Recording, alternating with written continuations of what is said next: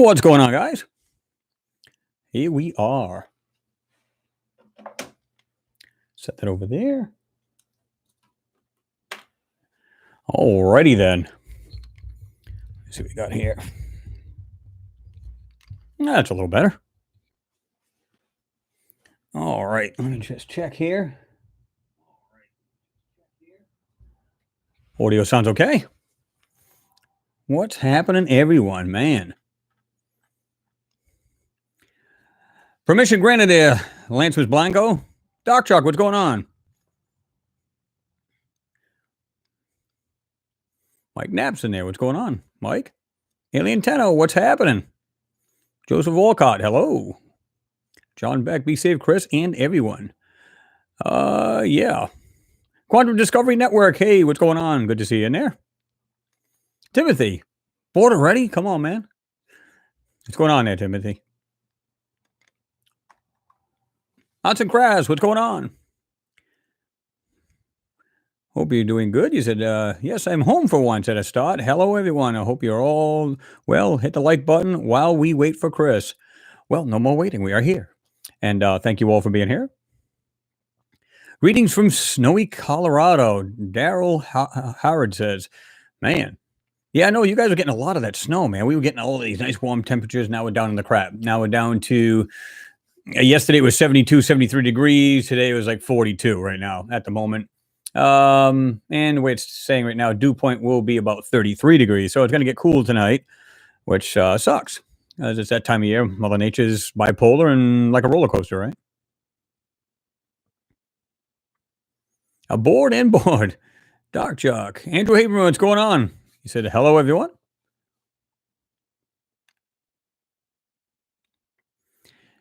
Mike Nicholson says, is the stream not working? Absolutely is now.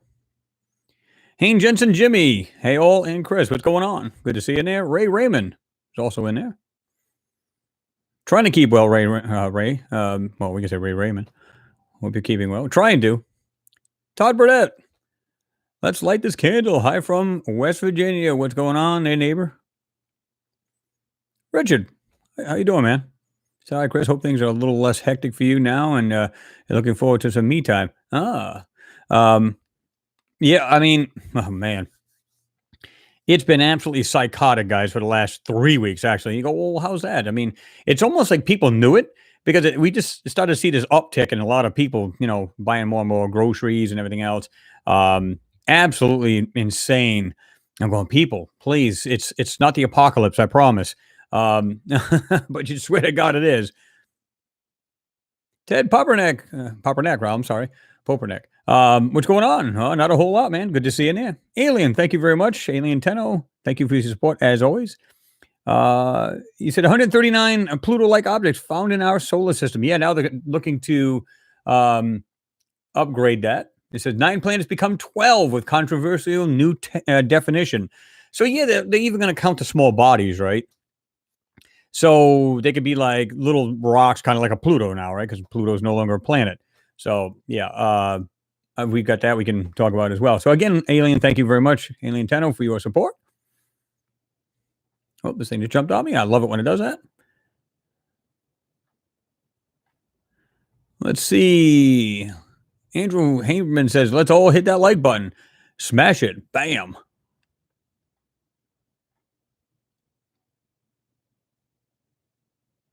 That's true, the Alien Tenno. Even Timothy agrees. He said, you can never get bored looking at the cosmos. That's a fact.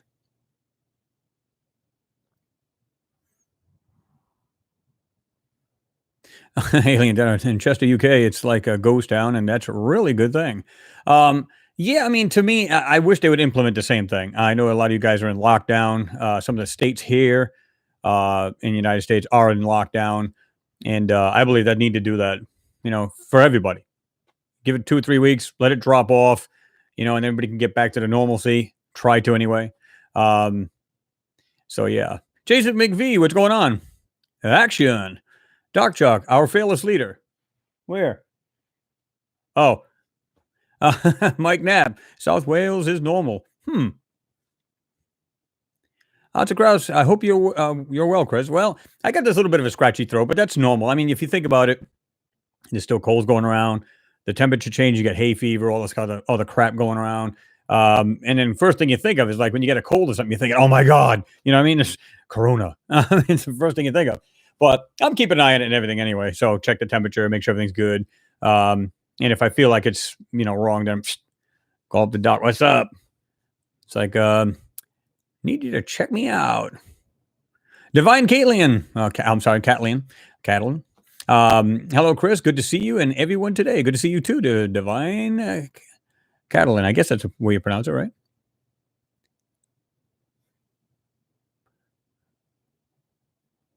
Hello from Unicornia. I like that. Nice. The Nefster 1. What's going on?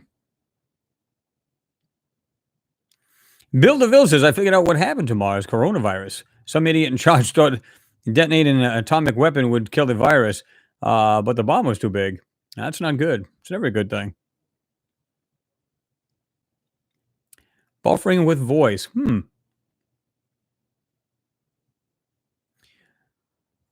Yeah, you're right about that, Alien Tenno. We are living in interesting times. Mike Nicholson, what's happening, man? Said, hey, Chris, what's happening? Lance Smith, I wish I could do the same, man. You said busy week doing nothing. Oh, man, what I would give to just relax. Like I said, 3 weeks. And guys, 7 days a week. You order the truck, you get the stuff in, and it's absolutely insane where, you know how it is. I don't have to tell you guys about this. The TP, I call it TP and the PT, right? Paper towels and toilet paper. We don't even get the pallet on the floor. People like swarming on you like, like flies to crap. They're like on you. Can we take these out? Can we please be patient. Let's get it open. We don't even bother putting it on the shelves. We just we just take the darn thing, cut it wide open, let the people have at it. It's really not even worth it to you at that point. It's crazy. 7086 Auto. What's going on, brother? Good to see you in there. JP Lafort. Hi, Chris. Jean Pierre, Florida. What's going on? 420 Aliens in there. Hey, good to see you in there, man. He says, hey, Chris. Hi, everyone. Bill DeVille, greetings from Holland. Well, hello over there in Holland. Hope you're better than some countries and areas.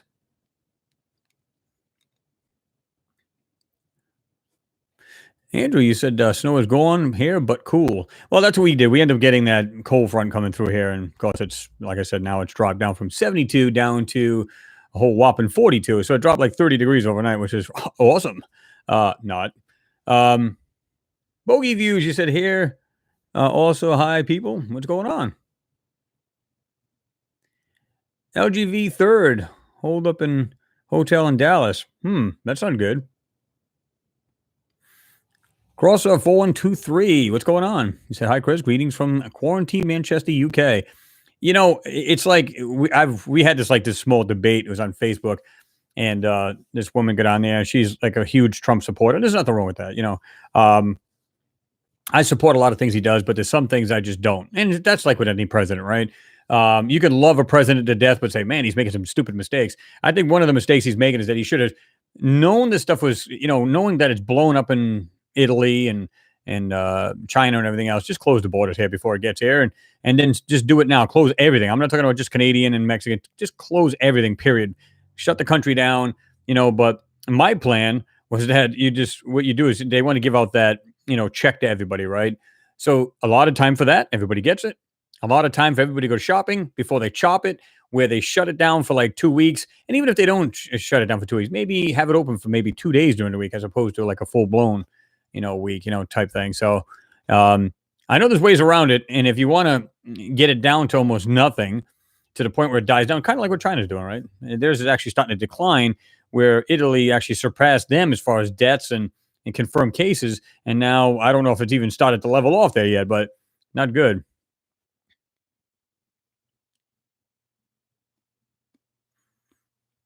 Exactly, Timothy. I agree with you wholeheartedly, man. You said, I feel like we are doing the right thing with this virus. Everyone stay home, help stop the spread, and have some fun with the family. Yeah, exactly. Nothing wrong with some family time, chilling, Noodles, what's going on? He's on station. Oh, yeah. Astro Kid, what's happening? Good to see you in there, man.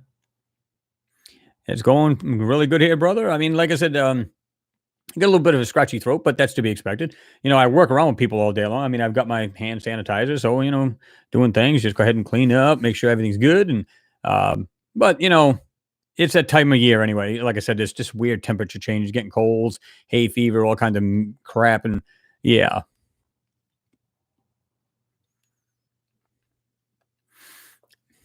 Mimi reacts. What's going on? Good to see you in there. You said your question was, Chris, what's your opinion on a new mini moon that orbits Earth for 3 years? Now, I've seen this now. It's got to be a third one, like I said last time. We talked about this, where there was two moons to begin with. So there has to be a third moon. And because there was one that had elliptical, I'm sorry, yeah, well, elliptical orbit rather. And, you know, I mean, we've had this now for I don't know how many years. We've discovered this second moon, so apparently there's a third one. But now, like I said, NASA scientists and other scientists are trying to, um, I guess, categorize different rocks in our solar system as planetary bodies, so on and so forth. And like I said, I got that page. It says, like I said, the title to it's nine planets become 12 with controversial new definition. So yeah. Um, so I think they're just kind of trying to say, well, of course, we got all the planets. Um, you got the asteroid belt. You got all kinds of, smaller rocks outside of Pluto or, past Pluto and so on and so forth. So it's pretty cool. But would you really call them planets? I mean, I would categorize it. First of all, we got planets and then, subplanets or rocks, bodies, right? But I guess they just try to make it simplify it, for the people.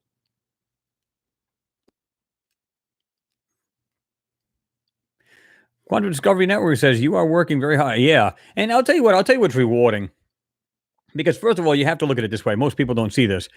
Is that you get the manufacturers? Let's say whatever they're making. I don't care if it's food. Whatever food they make doesn't matter. They then have to manufacture it. The warehouse that we get it from has to have it in house, and then they have to ship it on the trucks, and then we get it and we put it on the shelves for you people. So, all you ladies and gentlemen out there. So, we go okay. So let's get this done. Well, it's more frustrating when you order. Let's say I get a small order of 1,400 pieces or 2,000 pieces. Well, all of a sudden you get it, and it's like quarter that, and the people get disappointed. They're like, oh man, you don't have any of this. What's going on? It's like, I'd love to have it for you, man. I just don't. But the rewarding part about it is we've heard this a couple, I don't know how many days we hear every now and then people say, man, thank you for your work. It's really awesome that you're doing that. Um, well, it's my job, and I try to do the best I can. That's all I can say. I said, well, thank you very much for your, for helping out and trying to get it done. I said, well, and I can't complain. I mean, I actually can. I'll tell you why in two ways. One, I can't complain because the paycheck's fatter. But on the other side of the token, I'm not getting done anything done here. And this is what I love doing. I'm so in the swing of doing these things where I come out of work, sit down in front of the computer, and we sit there and I make videos. In fact, I do have one coming up for you guys. So I was able to record that and I'm going to put that together and probably have it out. Well, maybe not tomorrow, but Monday. They actually moved our trucks. It went from we usually have one on Thursday and Saturday. Now it was Friday and now Sunday. And I never work on Sunday. Now I got to work. So they may switch to days where I usually work on Monday when we don't work on Sunday, switch them. So we'll have to see what happens. But it's really it kind of pisses me off in a way because I like to be able to sit down and be able to do these. This is what it kind of relaxes me, right? So yeah.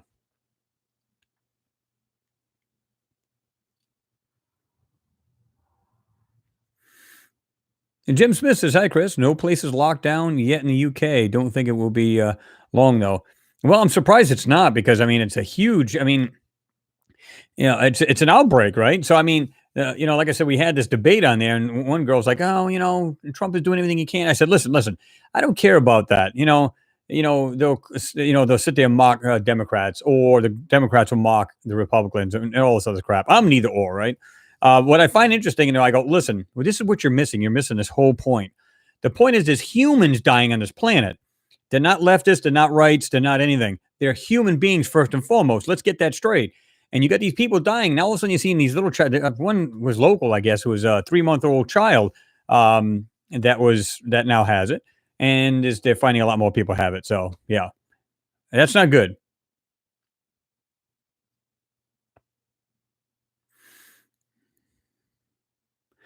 Yeah, Divine Catalan. Yeah, wow, Chris. So many people are running by fear emotions. Yeah, and there's nothing to fear, guys. There really isn't. They even said that at some point, even if they close down a lot of things, the stores will not because people need to eat, right? So, and then, yet people are still coming in there. They're blowing their life savings almost. I call it that, but it's kidding, of course.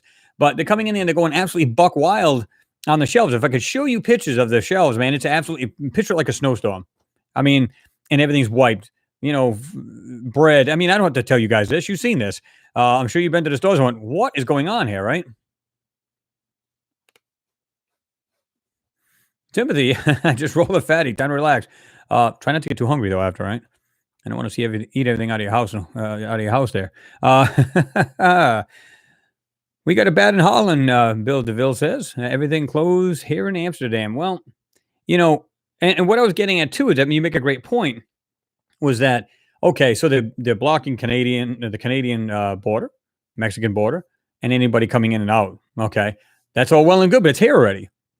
So what do you do now? You got to do something now. So now you have to control it from within.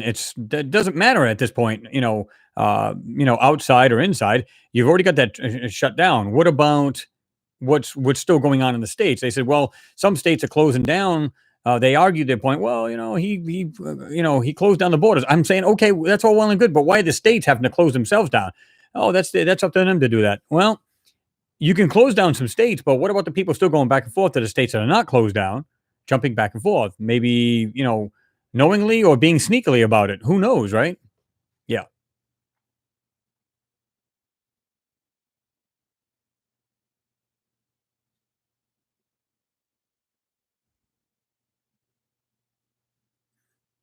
Hey, what's going on there, John Ward? John Ward, I didn't see you sneak in there. What's going on, brother?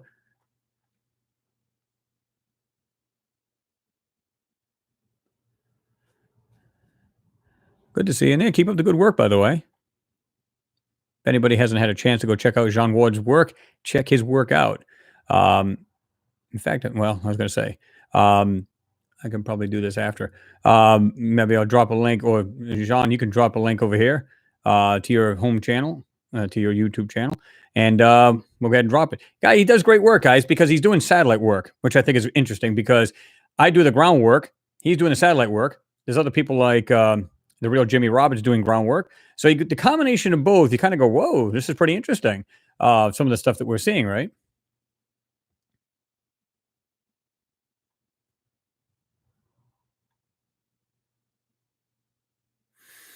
Mimi reacts as Chris, do you think the moon could be an alien probe?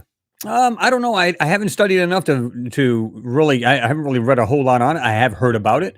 It's something. If I can get a breather, I can actually do that. Um, it would be interesting to see some of these things because if they are in the solar system, some people have said that, like some of these bodies that float through, um, like the solar systems, or maybe come flying in and then back out. Is it possible it's like probes, like the Mora, whatever the hell they pronounce it? That thing there look like a dead stick, but people are saying, well, I don't know, they don't just. It's like some kind of weird looking craft. It's supposed to look, like the average rock, a huge rock, and it's really not. It's built into it, and they just shut everything down and just kind of like tumble through the solar system. It's being sci-fi on you guys, to be honest with you, and it's a little speculative and a big scale. But how do we know? I don't know that for sure.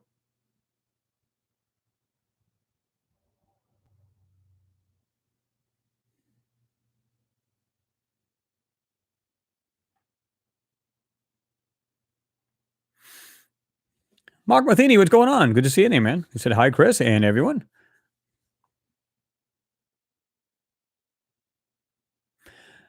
Les Singleton, you said, what do you think about the fireflies that John Glenn reported one flight?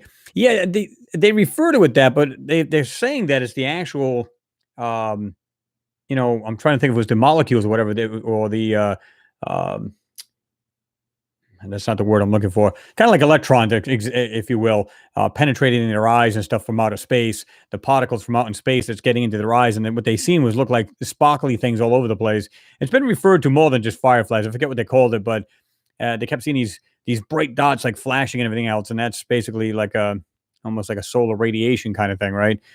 Going through into their eyes and stuff, and that's what they were saying.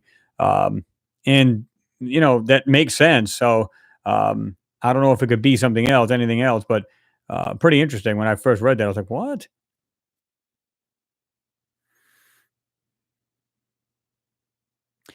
Astro Kid, you said people need to stop acting like greedy scum and do something good for someone else in the world. Will be a better place to live in. And I agree. I mean, to me, it's just like everybody just just be kind to each other. I see these people, and I don't know if I'm sure you guys have seen it in the states or anywhere else that people have been doing this. There was literally this woman. I just heard about this today, where she had this is funny. She bought toilet paper, no word of a lie, filled up this whole van full of it, okay, and went out and started selling them like for like a little 4 pack, $10. Or and there was some of them, the single ones, they're selling like $5 a piece. I'm going, what is going on with people? Talk about taking advantage of a bad situation, right? I just don't agree with that at all.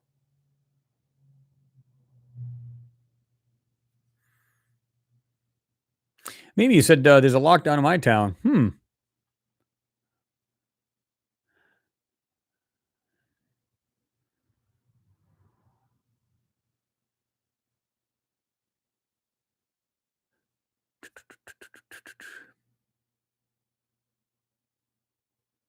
Oops.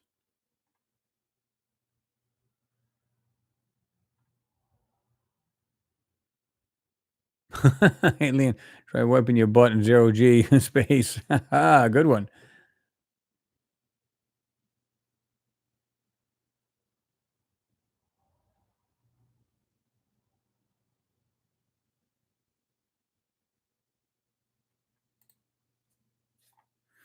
Oops. Damn, I hate when this thing does this.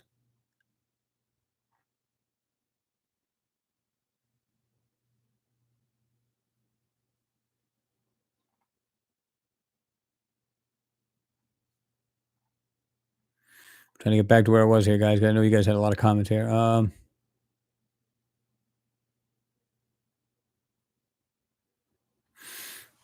David Buchanan, you said, do you think ISS crew will be changed less often now? That's a great question because they got to get their supplies too, right?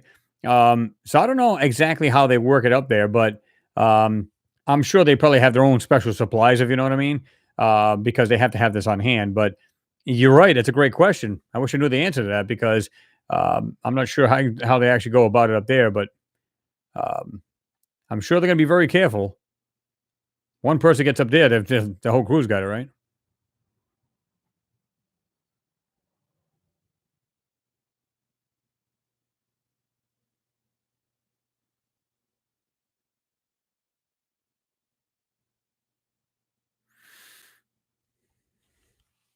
Alien Tenor, said you were talking to Astro Kid. You said, imagine if cell phones were cut off, we would be known as the planet of the headless chickens.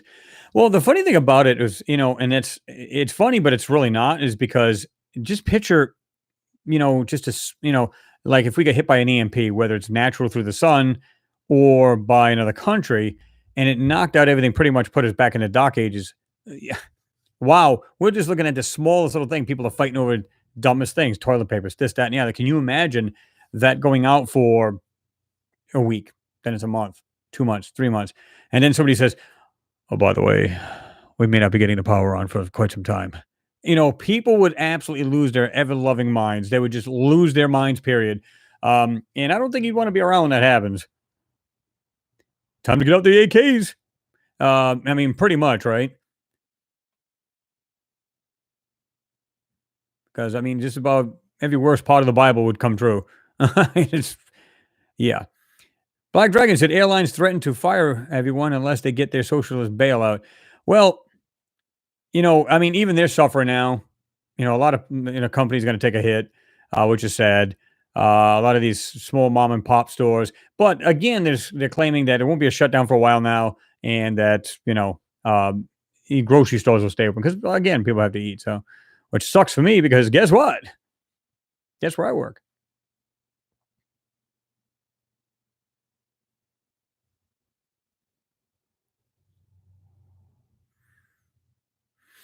Noodles, you said the supply chain is strong, except expect sales in 30 days. Oh, well, here's the thing.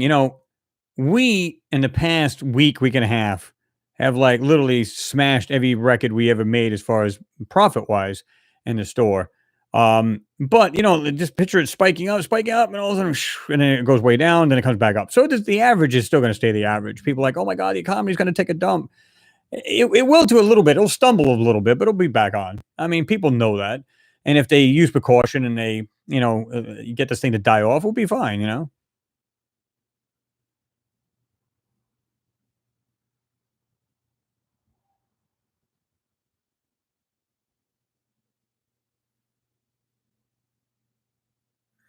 Pete Ferrero, you said, seen DOD 2017-18 report that basically says the flu shots are making personnel rather accessible to coronaviruses.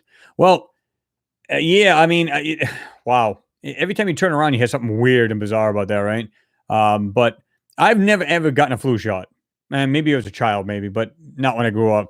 I'm not interested in that. I have an immune system. Now, don't get me wrong, I'm not stupid either, right? If I go to the doctors, let's say this got a lot worse, and I said, well, okay, let me go check it out. And they said, well, you have a bad flu. Okay. Well, what do I need to do about it? We already know what to do, right?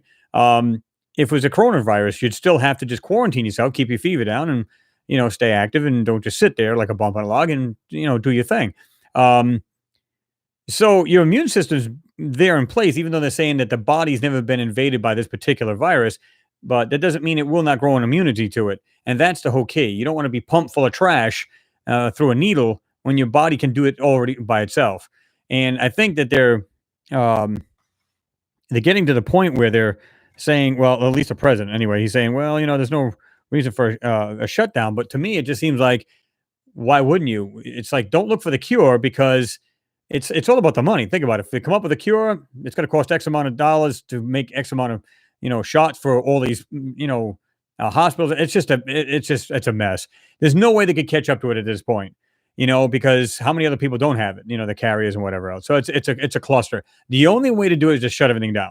That's just the only way it can be. And people will, even if the stores stay open, it's like, and if they just keep them with like a few days a week as opposed to like the whole week, people will be home. Like me, I'm at home and I could just sit here for like a month and not give a shit, never go out and shop. I'm good. So I don't care. You know what I mean? I would sit home and then it wouldn't hurt my feelings, guys, because you'd be like, damn, how's Chris got like a video coming out every damn day now? Huh, there's your answer. And you know what I mean? So yeah. I'd be kicking these things out. I wouldn't be like worried about it. Exactly, Mark, is just what I was just saying.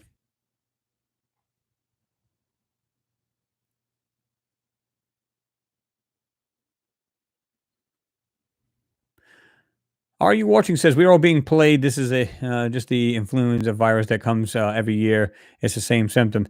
You can catch it the same way, but it is more intense. I mean, it literally will attack the heart. It'll literally, if you got a real bad immune system, which it does affect, like you said, a regular flu does the same thing.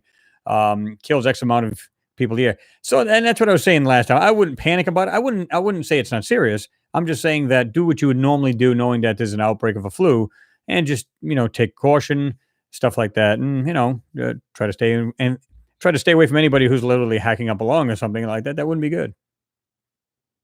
Let me jump all the way down the bottom here. So if I missed anybody, just let me know.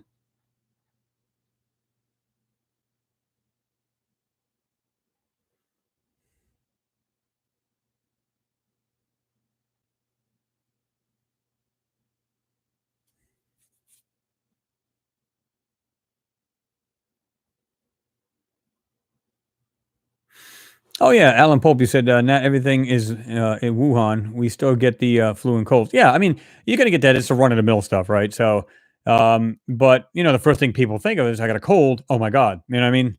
And you can't blame them at this point in time. So everybody's gonna be kind of like, oh my god, I got this, I got that. Yeah. Timothy says, yeah, we need to stay away a little longer than what's said, just to make sure it's passed by. They say 2 weeks, but I'd wait for the numbers. And I'm the same way. I would be like at least 3 weeks. Let it come up, let it die off. And if everybody's at home and it clears them, guess what?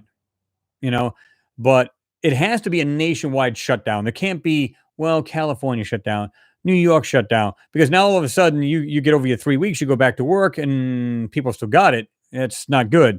So it needs to be all shut down for at least 3 weeks. Get it done. That's the way I look at it. It just makes more sense.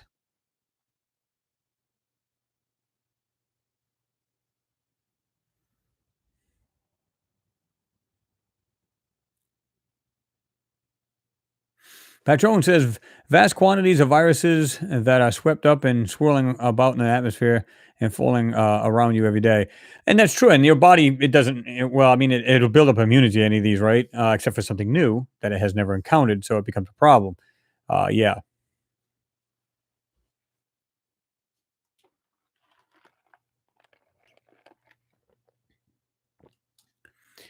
Dirk Jensen, what's going on? He said, I agree, Master King. There's things are going to fall apart fast. And you know what? Nobody wants to see that happen, right? That's why I always tell people just chill. It's really not worth it. I see these poor people, and I know you guys have seen this too. I went out and I shopped. In fact, I just did it at my own place instead of going like a Walmart or whatever. I just said, well, we'll go ahead and just do that. And but I see these older people coming in there. They're looking for simple things and they can't find them. I'll literally take it out of my shopping cart and I'll give it to them. I'm not really worried about it. You know what I mean?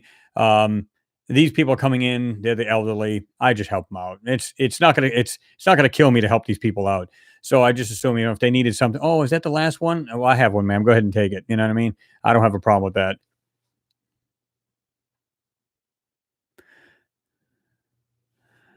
Karen Belnicker says today India is shut down. Really, I didn't even hear that when that happened.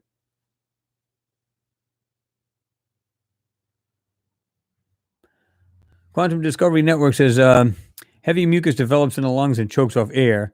According to the autopsy they are performing in China, heavy mucus in their throat, sore throat. They recommend hot and warm fluids all day. Huh? Yeah, to try to dissolve it and break it up, right? Oh, this isn't hot. I mean, but any cold, you still get that. That's why people just don't know, right? So they just need to be aware. What's going on, Renee Van? Oosterhout? Yeah, you said hello. He's saying hello to Jean Ward. Ian Taft says, good evening from the UK, Chris. Interesting to think about the coronavirus stuff. That is very little news about it from Russia. Has Putin had all the virus shots? I don't know. You better hope so, right?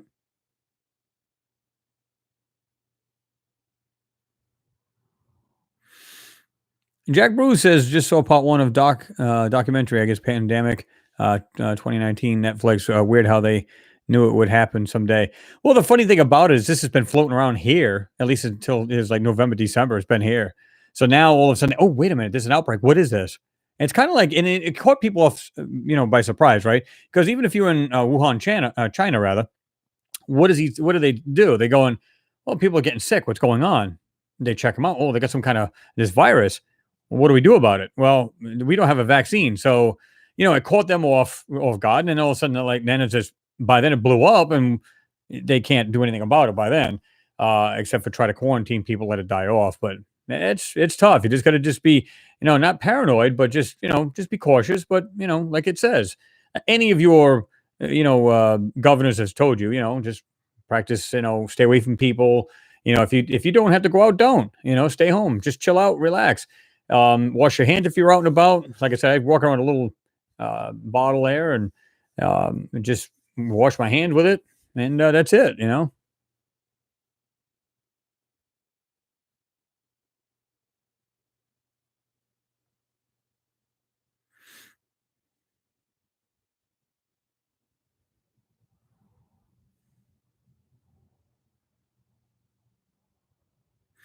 Douglas Gardner said, just watched Trump's Corona update. The press asked the dumbest questions. That's true. The press are not there to help anyone out there. Just seem to be trying to dig dirt on Trump. Shameful. Well, and it's funny too because you mentioned that because I remember them saying that one guy. I think he was on the news yesterday, and he's a reporter, and he's saying, "Oh, how come you're not telling people about this many deaths, and this, that, and the other?" Now, in some way, he should be honest, the president, right? He should be honest about what's going on. But on the other side of the token, I can understand where he's coming from. He's trying to be as he's not trying to play it down, but he's not trying to be like, get people worked up because, people being worked up is not good for anybody.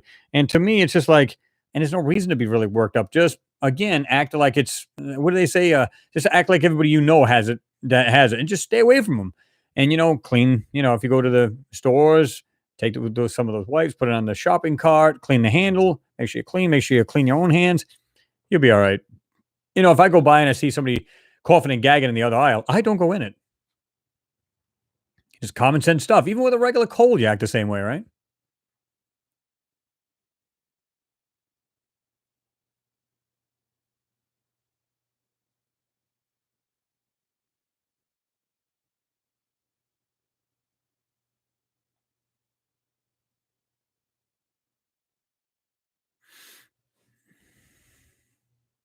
But reviews, you said, I think as long as everyone has food, we will manage without looting and violence. Well, and that's true. And, as long as people are going out and getting their thing and they're doing their, just chilling at home, they're fine. If you happen to, like your job, had you off for like friggin' 3 weeks to a month, so what? Enjoy it. And if they're paying you, like a lot of companies I know, I got people I know that work at Toyota, different plants around the country, and they just say right out, they go, listen, we're getting paid for it. And if you get that stimulus kind of stimulus plan, I call it the stimulus check or whatever, then you're golden. To me, like I said, I would shut down the country. I'd say, listen, guys, everybody's going to get their check. You got this time to get your check, cash it, do whatever. And at this point, you need to shop. And then boom, we're shutting it down for 2 weeks. So everybody has ample opportunity to get their money, shop, and we got plenty of time, shop, and then that's it, done. Let the stuff roll down. Let it basically kill off itself or starve to death, whichever you like.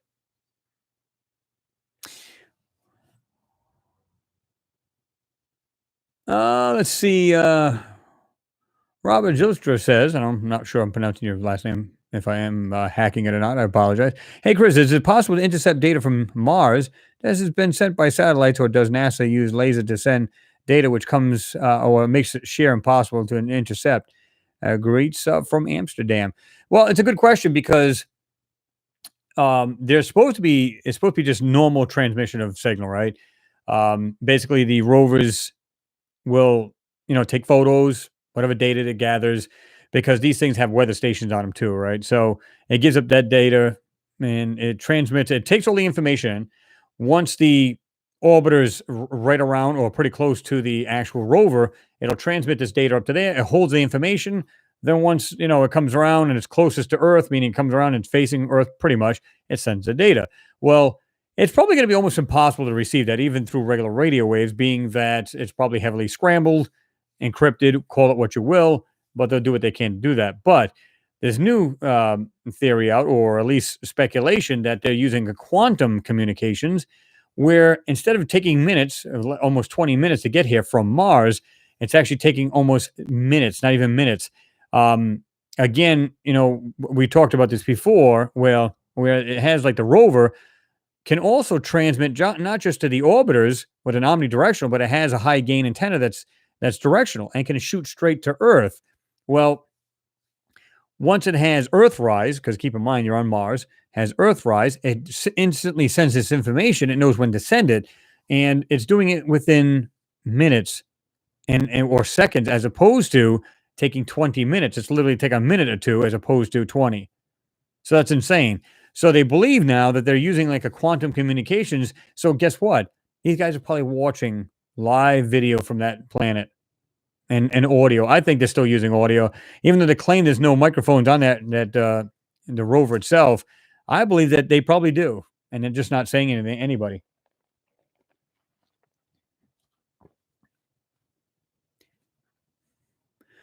Melinda Norch, you said it's worrying how fast it spread. Well, it's true because everyday people are just around each other, right? So if one person gets it, nobody's on the wiser. They're just doing their thing, going about it. Next thing you know, it just spreads like wildfire. But now it's getting to the point where they're trying to warn people.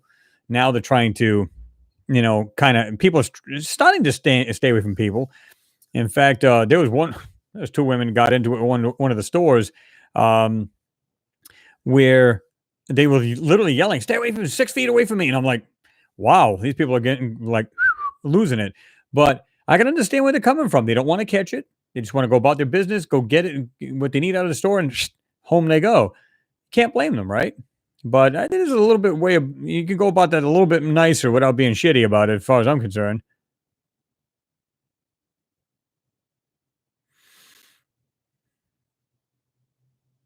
Nick, I mean, I'm sorry, what was it? Hold on, just jumped on me here. Oh, Ted, here we go. Got it back. Popernick, he said, just think when Antarctica completely melts, all the viruses trapped in that ice released.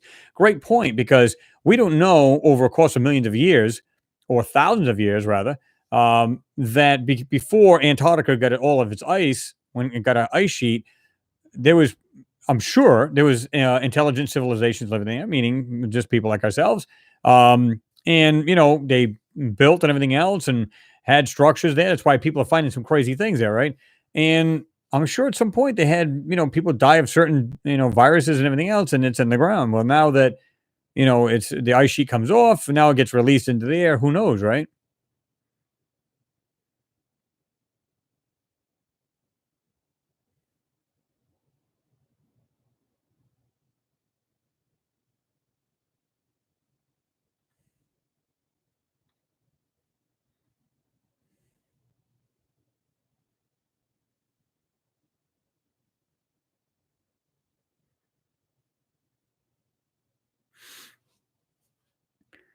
Dirk Gentry said, "How can they communicate faster than light?" Well, I don't believe that they can, but they're saying quantum, but to me, I think they're using laser, um, because you can transmit quite a bit through light, right? A lot of data, and like I said, we do that here on Earth through internet. It's if you got fiber optics, you're running light, so the communications in there is quite fast, and the amount of information that can be sent is insane.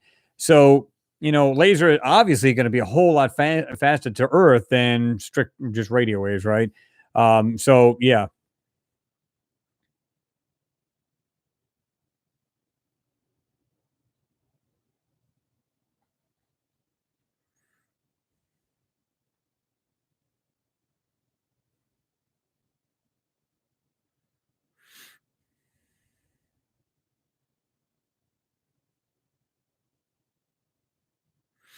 Josh D. Yeah, we're only into well, we've been into about 45 minutes now. He said, "Hello, I am, hello all. I'm late. I think this is early than normal. Yeah, yeah, about 45 minutes, and you're fine. Good to see you in there, man." Archer Crouch, you said so many conspiracies about Antarctica. I would love to go there within my lifetime and see it for myself. Yeah, because there's a lot of things there, right? The pyramids have been finding, or at least what look like pyramids, or at least snowed over and iced over pyramids. And of course, they're trying to check that out. And there's all kinds of crazy, what look like structures and openings in the ground. It wouldn't surprise me, And people are like, oh, they're like in awe, like they're finding maybe some what look like ancient structures. Well, I mean, is it hard to believe? Like I said before, it became an ice sheet. Okay, over it. Um, how do we know what was built there before, prior to that? We don't know.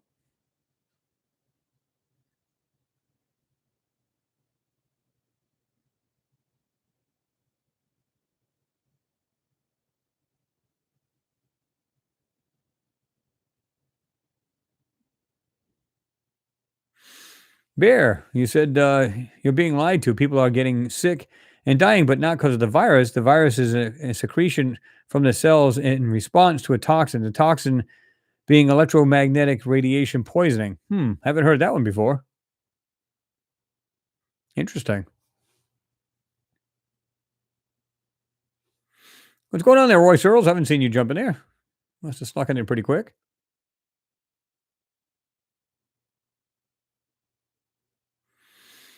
Noodles, you said once you master quantum entanglement, all physics are solved. Well, they're getting there. It'll take them a bit of time.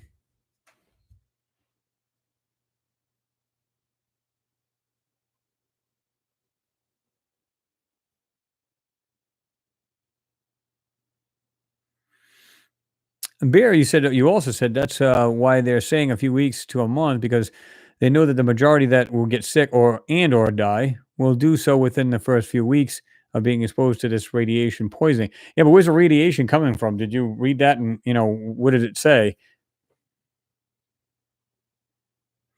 Elaine Walls, what's going on? Good to see you in there. She says hello, everyone.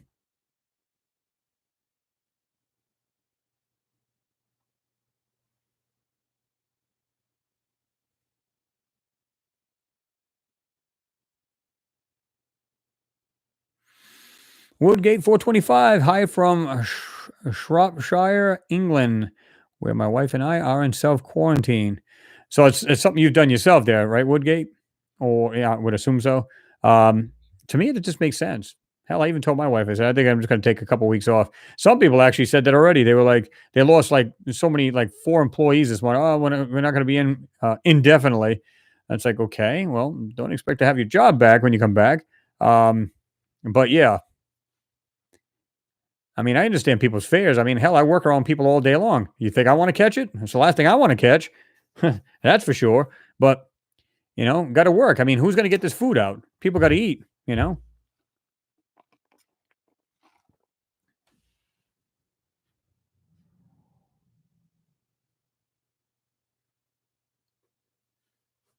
Yeah, I've seen that arts and crafts. You said, yeah, apparently they have bases in Antarctica, the army from the war, and there's some conspiracies about aliens there too.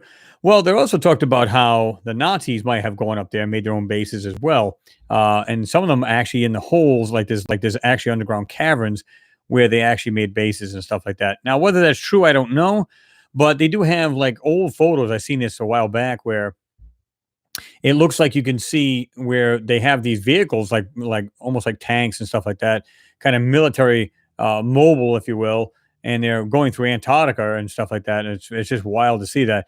I'd love to know all of that. That would be pretty interesting. All of that truth to that.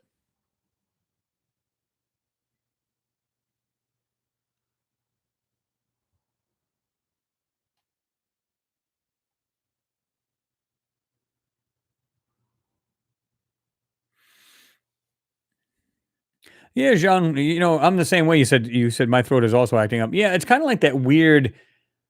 It's almost like I think we already had it here. Like in West Virginia, if it's hilarious. I mean, I know you guys have probably seen the map. I showed it to you guys last time. The CDC had it, and when you click on it, we are the only state, quote unquote, that does not have it. Horseshit. Because I had this thing like maybe a month and a half ago, maybe even later than that, maybe almost. Well, it's about a month and a half ago, I think, where I had this thing for like 2.5 weeks. Well, it seemed like I felt feverish, the whole nine yards. I never am like that. I used to get one bad cold in the wintertime. Then you get little tiny colds. It's no big deal, right? But I had it, and then it seemed like it went away a little bit. Then got the scratchy throat back. It's almost like either a different strain of it or just like maybe just a simple picked up cold or something like that, which is no big deal. But your body will build an immunity to it at some point. But you just hope you're strong enough to, because unfortunately, some people are not, and it's sad to see that. Some people are dying because of this thing.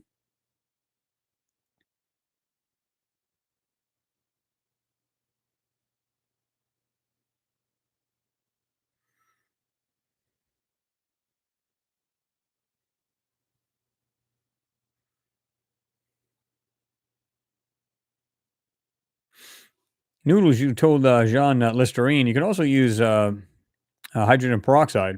The one that's you can goggle with and stuff like that. You can use that as well.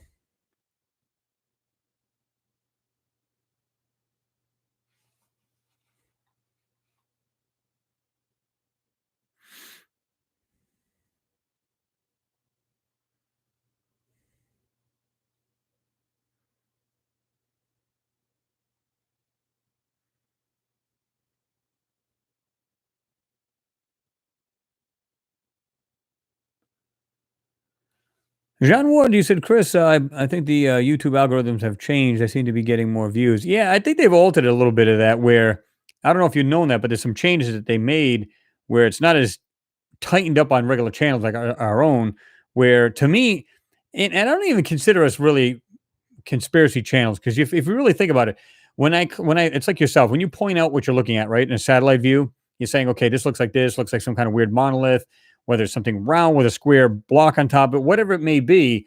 That's not conspiracy. That's what you're showing. And when I show people, okay, there's blurring in here, purposely blurred, it's fact. You can see the damn blur. How is that a conspiracy? It's right there. And we're seeing things in these photos, and you can point them out. You're not just coming off like half cock saying, yeah, without showing any pictures or anything. You're just saying, yeah, they lied about this and lied about that. When you got nothing to back it, that's basically like a conspiracy kind of thing going on. But when you're showing, like, okay, guys, they're doing purposely blurring in this spot, what's a fact? I can zoom into it and see it. How is that a conspiracy?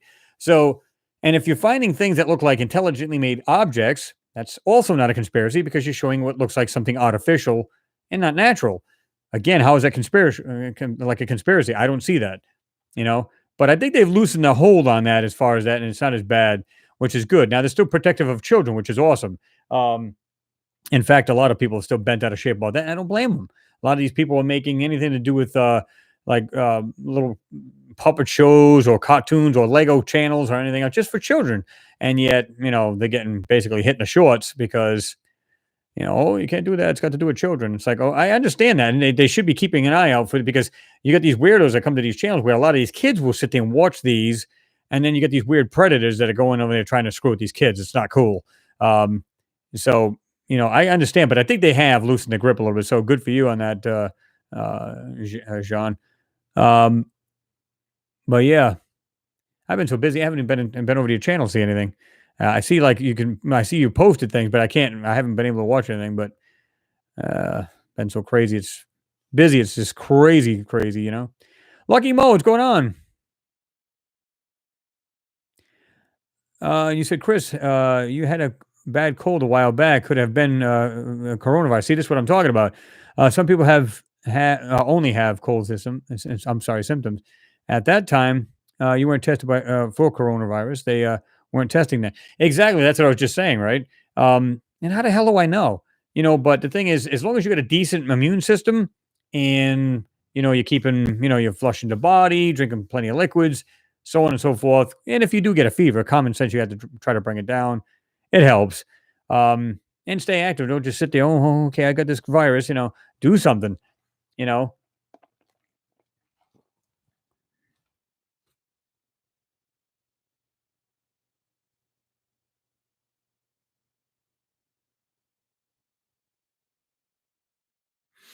Only one case there, Roy. You said one case in my country, Chris. Huh? You must be one of those way out. Where was it? I was in Faroe Island, and I think there's only so many of you guys in Australia that had it too, which is good. But here's the problem: unless they recognize these people, in other words, let's say you get the one person nailed down. Let's say there's two of them total. They get them nailed down. Okay, one, how long have they had it? Two, who did they talk to in the meantime before they knew they had it? So we went from none to up to eight. Now we're up to nine. So, before and I think we had it much more than that. I don't believe that. I think what they do is they try to keep it down where so people wouldn't get like totally, like scared out of their mind, right?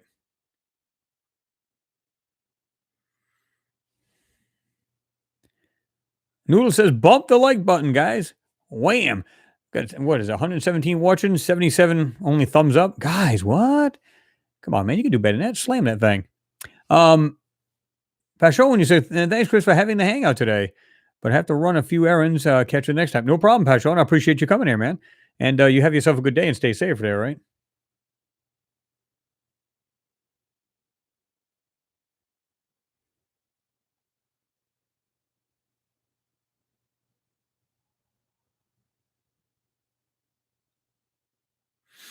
Oops.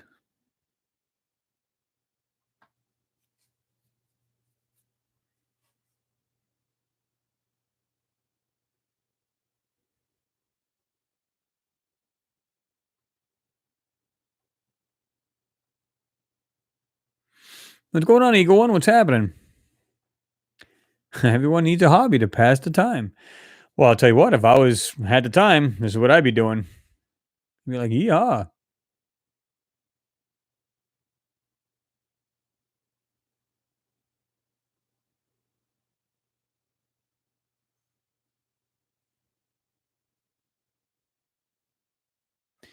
You got, what is it?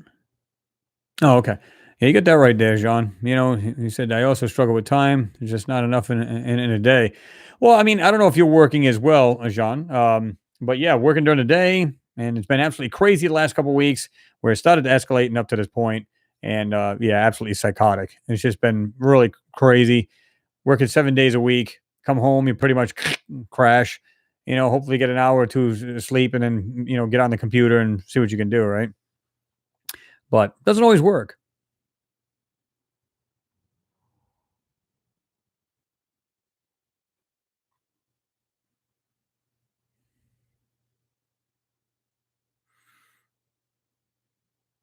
Darth Plaqueis, I guess that's how you pronounce it. Plaqueis. Blacklist. Chris, do you have a contact email? Yeah, you can email me at marsanomalies at AOL.com. Simplify and simplified. Okay.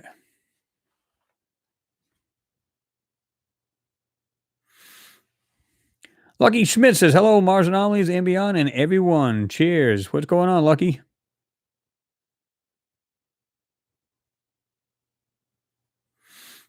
Mars or Moon Channel. Hi, Chris. Nice to be here when everything is shut and down. Well, yeah, it's not here. Everything's still rocking and rolling here.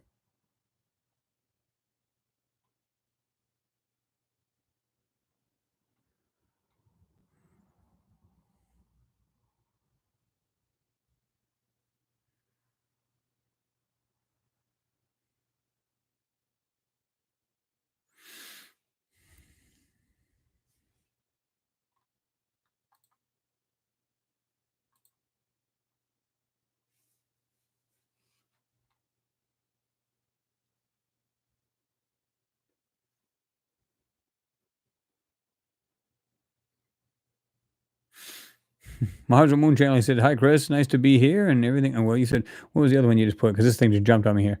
You should be doing more live streams in these days. Yeah, I wish I was kicking it at home like you guys, man. Man, but I don't mind. I don't mind working it, and rocking and rolling all day. The day goes by quick within reason, but then you beat up by the end of the day and you want to relax. And you're like, man, do I really want to do a video? It's like it's something I want to do anyway, but it makes it tough. I'll tell you.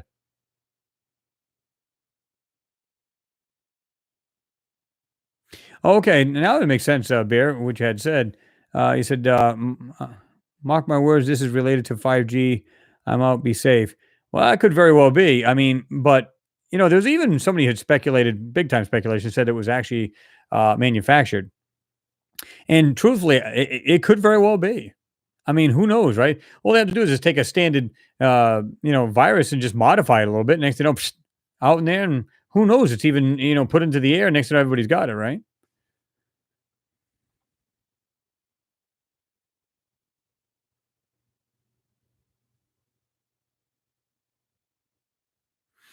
Yeah, Noodles, he's gone.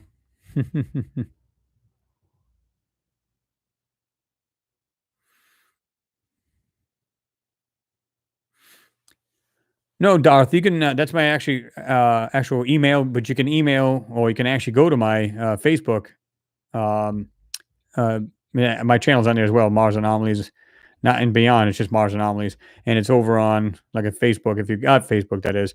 But the other one is Mars Anomalies at AOL.com. That's my regular email.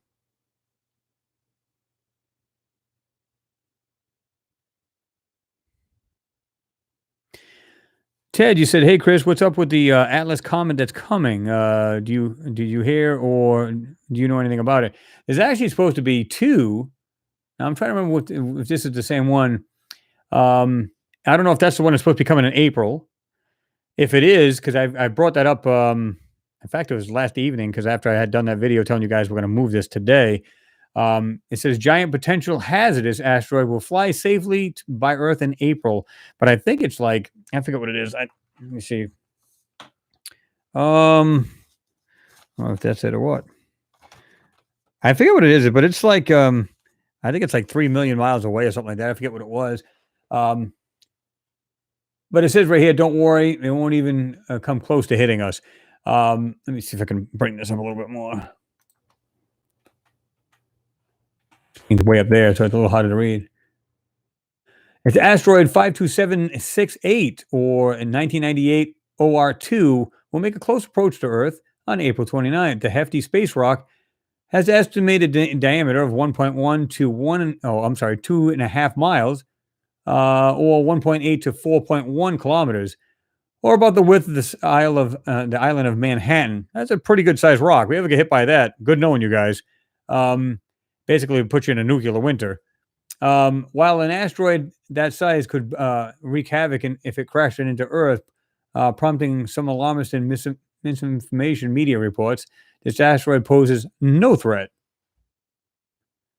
And they actually have a video here showing it like it's showing it dotting around in the sky. It's going back and forth. Not in the sky, but actually in the stars, right?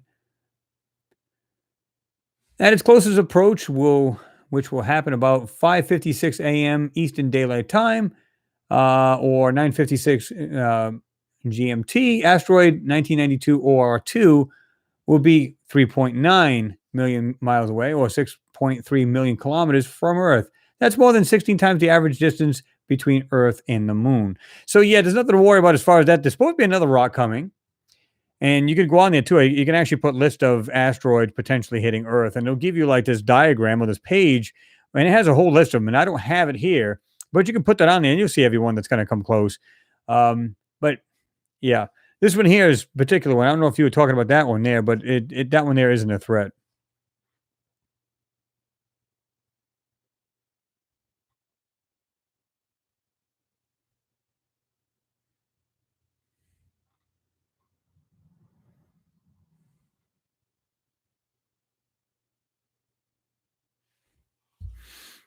Nacho, well, looks like you just popping in and popping back out. He said, great to see you back on. Don't have time for a stream now. About to put the kids to sleep, but I will check and reply later. Hope you and your family are safe. Well, same back at you there. And yeah, if you can, join us back in there.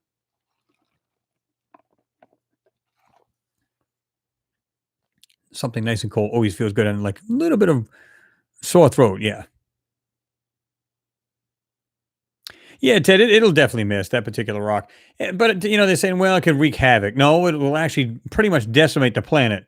Because if you get a rock that darn big, that's going to do some damage. That's going to, that may set you back a little bit.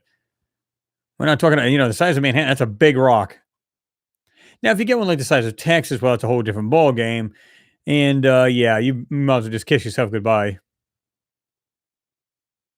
All right, Quantum and Discovery Network. Have to go work on my RV. See you again later. Great show, Chris. Well, I appreciate that. And what do you got yourself a bug out RV? Interesting. But yeah, just be careful and stay safe there, right?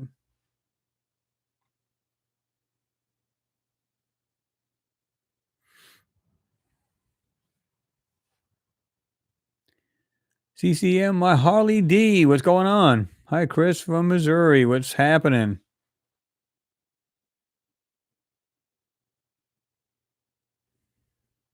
Yeah, Pete, you're right. Atlas Com should be a miss unless it breaks up, which we don't foresee that happen unless it collides with another piece of rock. Well, that's a different story. But yeah.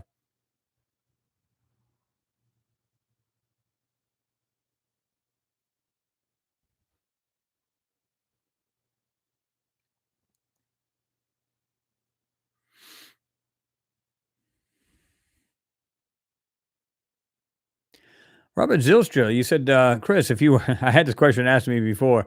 Chris, if you were a NASA employee and have access to raw Mars footage, are you able to keep quiet about it, or would you have a moral dilemma? Exactly, I would definitely have a moral dilemma. Now, if they said, "Well, listen, we're more than happy to let you work here, but you can't say a word," then boy, that would be tough. That'd be a hard decision because it'd be like, okay, um, now you can easily say, "Well, okay, this is gonna be awesome because it's always, confirmed what I've been saying," but you can't say it to anybody else. So what's the point? So that's where it becomes real tough. Should I take the job? Yeah, it'll be great, but I can't tell anybody. Yeah, that's a tough one, and I'm not sure I can answer it. I would love to, and say yes, and then you go, "Well, I get to see all of these photos with everything going on, but I can't tell a soul." Except for the people you talk with, right? And that actually work there with you. Yeah, then it makes sense. But other than that, yeah, kind of like shit.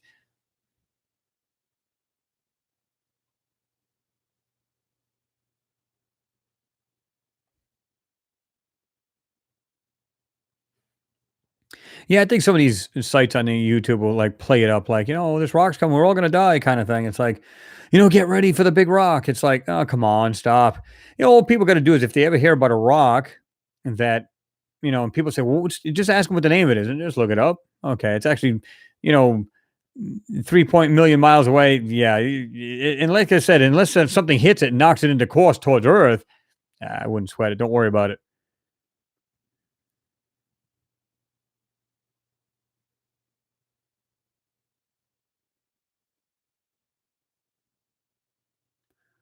Let me see what we also got here.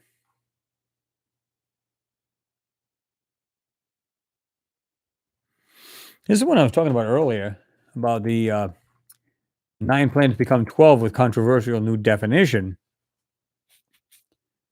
What are they saying? Update August 17th. And that was, I think that was the end of last year, was it? Actually, this goes back quite far. And a lot of people don't know this anyway. This is the reason why I brought it up. This goes back to, I think, the 2006, I think, even. So we're talking, 14 years ago, whatever. But a lot of people still don't know about this because the tally of planets in our solar system would jump instantly to a dozen under a highly controversial new definition proposed rather by the International Astronomy Union or the IAU. Eventually, there would be hundreds and more round objects are found beyond Neptune. The proposal, which sources tell space.com is gaining broad support, tries to plug in a big gap in astronomy textbooks, which have never had a definition for the word planet. It addresses discoveries of Pluto-sized worlds that have in recent years pitched astronomers into heated debates over terminology. Well, and that's what they're trying to do. They're trying to show, let me get rid of that. They talked about the asteroid Ceres, which is round, would be recast as a dwarf planet in the new scheme. So, in other words, it wouldn't be, considered just a simple rock, right? Thank you, Elaine Walls. I do appreciate you.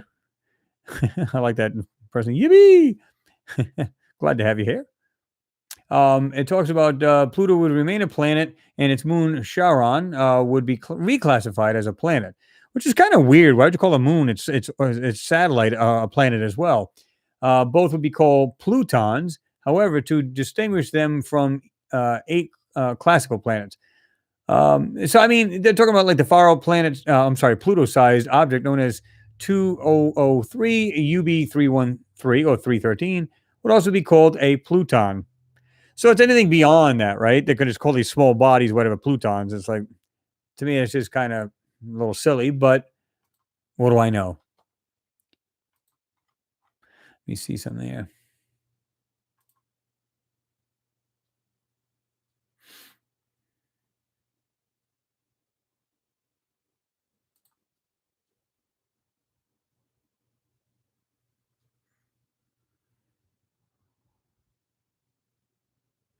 How common are Tatooine worlds? Double sunsets may be just as common in our galaxy as the solitary king that we know on Earth.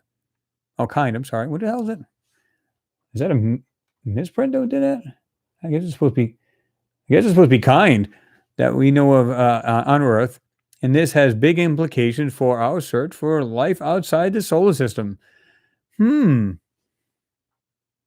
Planetary defense against asteroids joins NASA's menu for next decade survival. I'm sorry.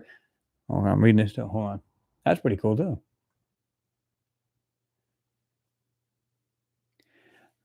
It says NASA's menu for next decadal survey focus. Planetary scientists and astrobiologists are gearing up for a major survey process that will dictate NASA's priorities throughout the 2020s.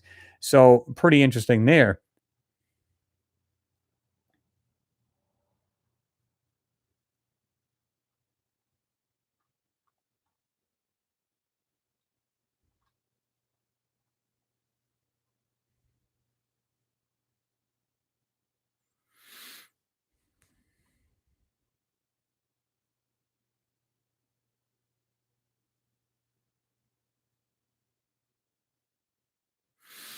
Lucky Mo, he said, Chris, maybe your brother did take the job at Area 51 and didn't tell you. He fears you could be a security leak. So he didn't admit to his real job, just a theory. No, I mean, no, he hasn't, but it is pretty interesting. Because like I said, he was in the Air Force for like 12 years. And he worked on all kinds of like the Warthog, back in the day, F-16s and stuff like that. And so it's pretty interesting. And in fact, he was going to go. They had they had a position at one of these airlines, which he could have just fit right in with ease, working on jets and stuff like that. But he chose not to. So whatever, I mean, to me, I would have jumped all over it. Like I said, when they offered him, hey, would you like to go work at Area? Yep. Would have been nothing. It'd be easy just to as far as I'm concerned, I'd be like, well, you got to tell the wife, I can't tell you anything about it. I can tell you, however, how the day was. It was pretty good, or it sucked, or whatever it may be. But yeah, Mike Hoover, what's going on? He said, "What's up, Chris? Man, what's going on? Good to see you in there, Mike."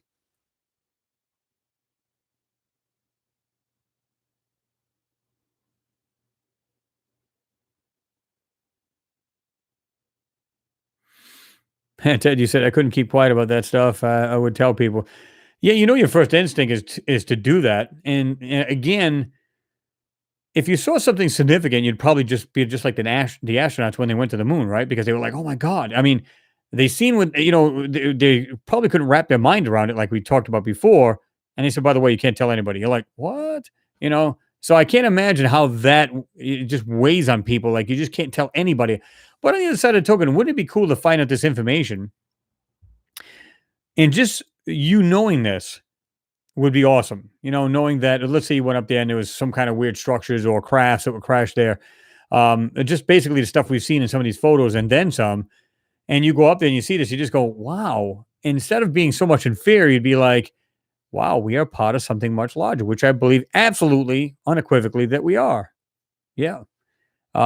You'd have to say, man, we are part of something much larger than we thought we were. And it's a lonely little planet, nothing there. We're trying to get out into space and that's it. No, we're much more than that. And that's the whole thing. Exactly, Hillian. Just what I was just saying. You would end up like Armstrong, Chris, a wreck. Absolutely.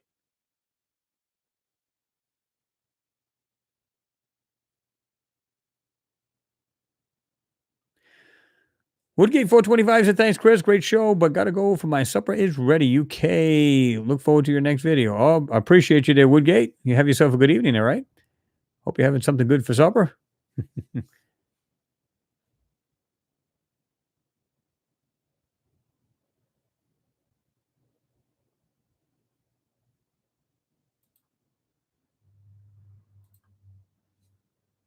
Pete's Vlogs, what's going on, man? When did you just jump in there?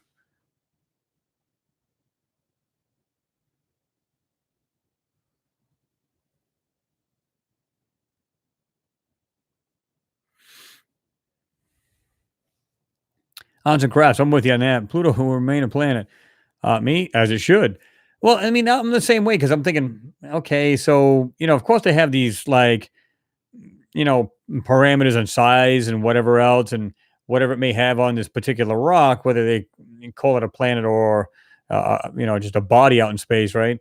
I always consider it a planet.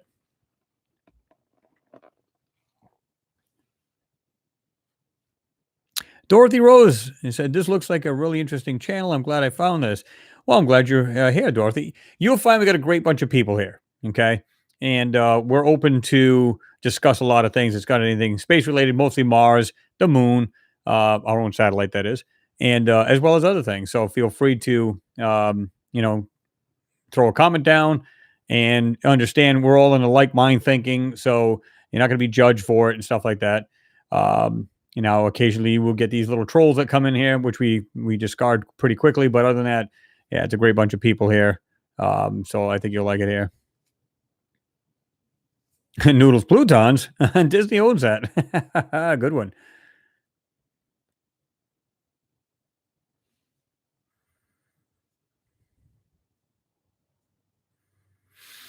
Yeah, Robert, you're right about Zilstra. You said, "Hey, Chris, another one. What would be the historical implications when there would be a full disclosure of Mars? I assume we would have to rewrite history." Yeah, I mean, because here's the thing. Let's suppose for a moment they said they actually come out, and we talked about this before, where they actually came out and said, "Okay, here's the deal, guys. Um, we lied to the public because whatever reason they give, because we thought it would frighten the public, being that we made the Brookings report back in what I think it was 59 or 60, and basically that says, how would people react to alien life somewhere else in our solar system or elsewhere. Now, to me, if they said, okay, now we just admit it, now we found ancient structures on Mars. Yeah, you literally have to rewrite just about everything, history books, this, that, and the other. Did we come from Mars?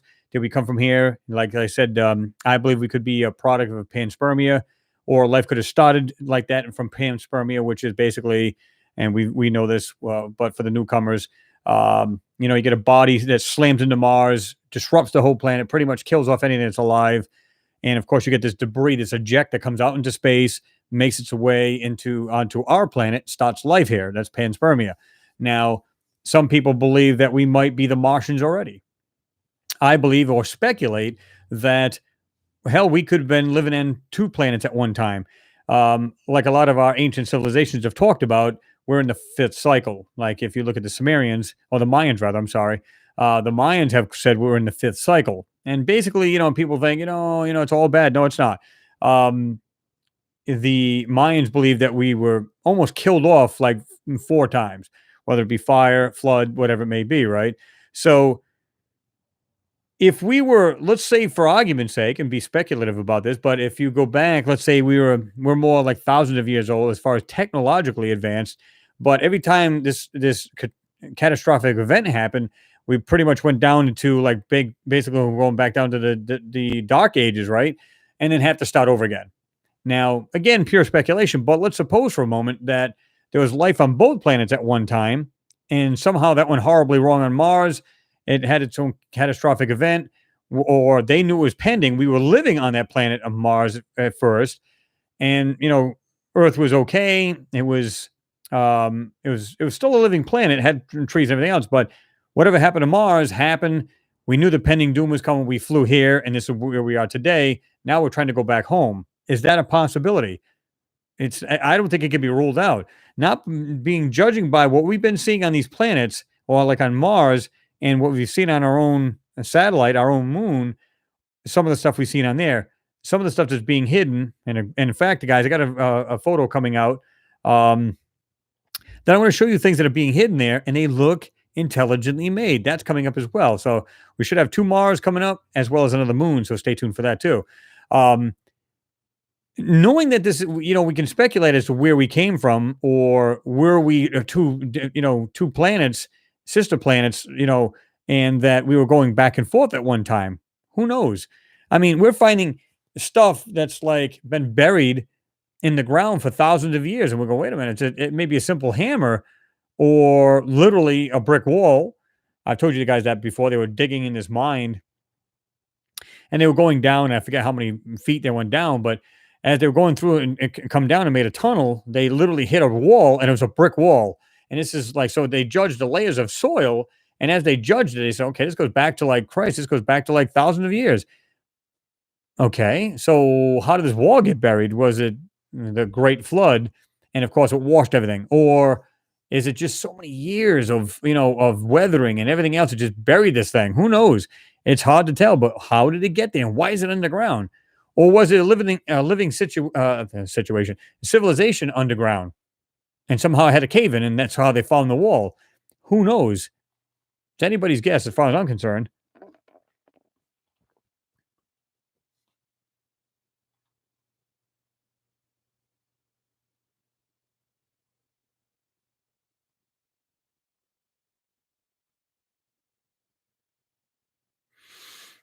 Swampy McGee says space.com 32020 giant potentially has it. Yes, exactly what I've got here.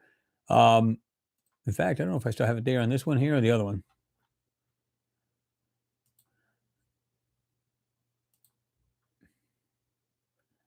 I'll drop everybody a link. They can read a little bit more on this too. There's the one giant potentially hazardous asteroid will fly by.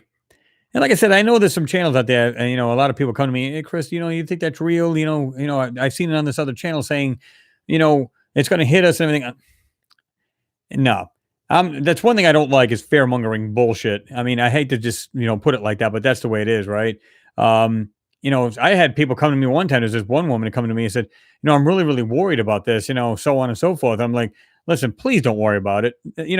I've looked into it. There's nothing to worry about. Even 2012 was like that. Everybody was in fear. Oh my God, it's the end of the world. We're all going to die. No. If you go talk to the Mayans, they'll tell you point blank, no, it's a time for enlightenment. It's not a time for the end of the world coming to an end. Stop. What's going on there, Pete Vlogs? Appreciate you, man. Appreciate your support as always. You said Mars has overwhelming evidence of past civilization. Why doesn't NASA admit it? I agree with you. Again, I think we talked about this before many times, and I think it's just basically a slow drip disclosure. Um, and I've always said that if the person is inquisitive enough and wants to look these photos over, they will find the truth. And I strongly believe that. And this is the reason why I started doing these because I said, I'm looking at it one day, and I told you this. I was looking at these photos long before I started doing videos, and when I was watching a video, um, one was Will's from What's Up in the Sky 37, and then there was I'm going to forget his name, but he was from the UK as well. And I was watching this, and I'm saying, man, these guys so forgot this. What is going on? They missed this part of the photo, and I started noticing more and more and more. I said, oh my god. So I started to bring these things out. I said, I got to bring this to the people. This is awesome. And then I found out how some of the way they manipulate some of these Mars as well as moon photos. And I said, listen, and I've said this before, if they lied about the photos or they're hiding things on or in these moon photos, then it tells you there was something on the moon that was not us.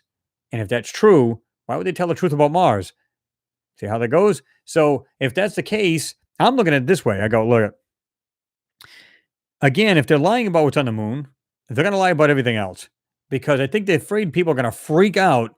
And I don't know why. At this time, being in 2020 as opposed to 1950s, 1940s, I mean, we had plop, yeah, plop. We had prop planes. We had all kind of crazy stuff like that. Um, Hold on, let me see what this thing's gonna do in here. Again, Pete, thank you for your support as usual.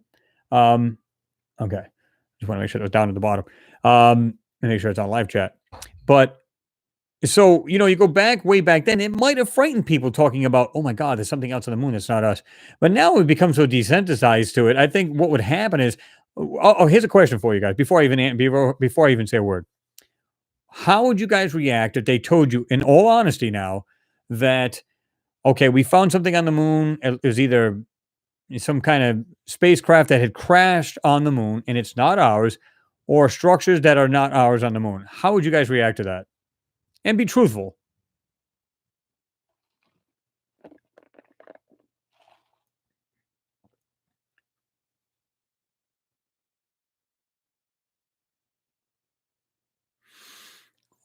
Wesley Costa, what's going on?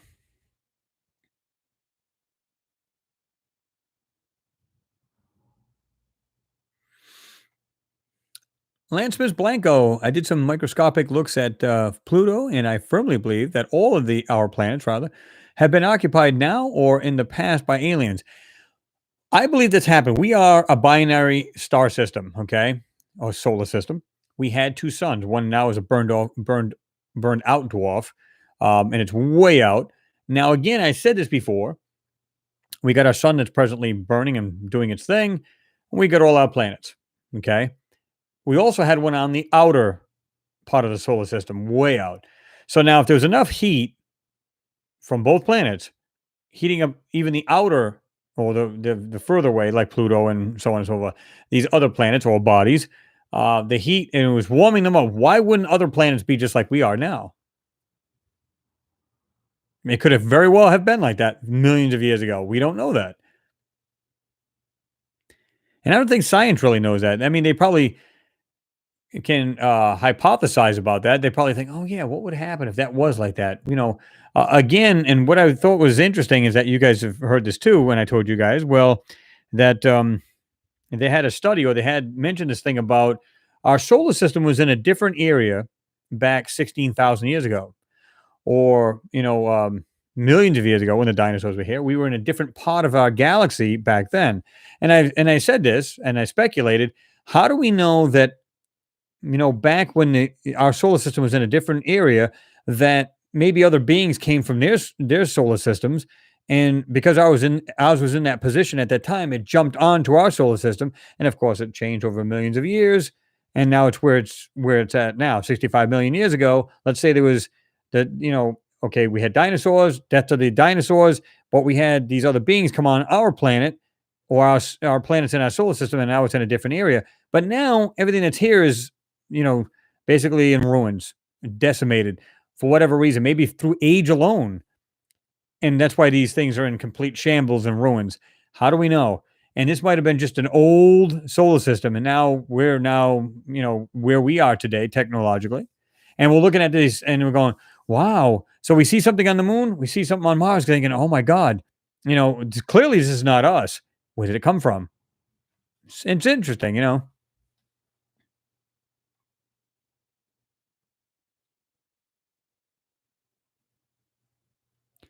Well, you're right about that, Andrew. Yeah, you said most solar systems are actually binary.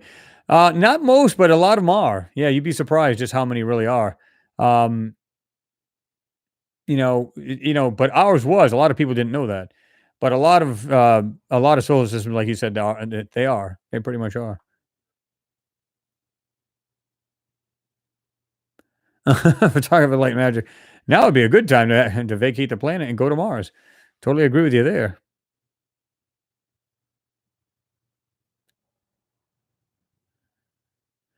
Mike Hoovey said Crow 777 blew the roof off NASA. Yeah, I mean, he was doing well. I don't know if you agree with me or not, but I think he just lost it, went off the deep end at some point because he was doing great. I started following Crow a while back when he first started off, and he was doing all kinds of telescope time, right? Looking at the moon, seeing what looks like small things flying around and going into craters, coming back out, and all this kind of crazy stuff. I was like, man, this guy is the shit, man. And then all of a sudden, the moon's fake. It's a hologram.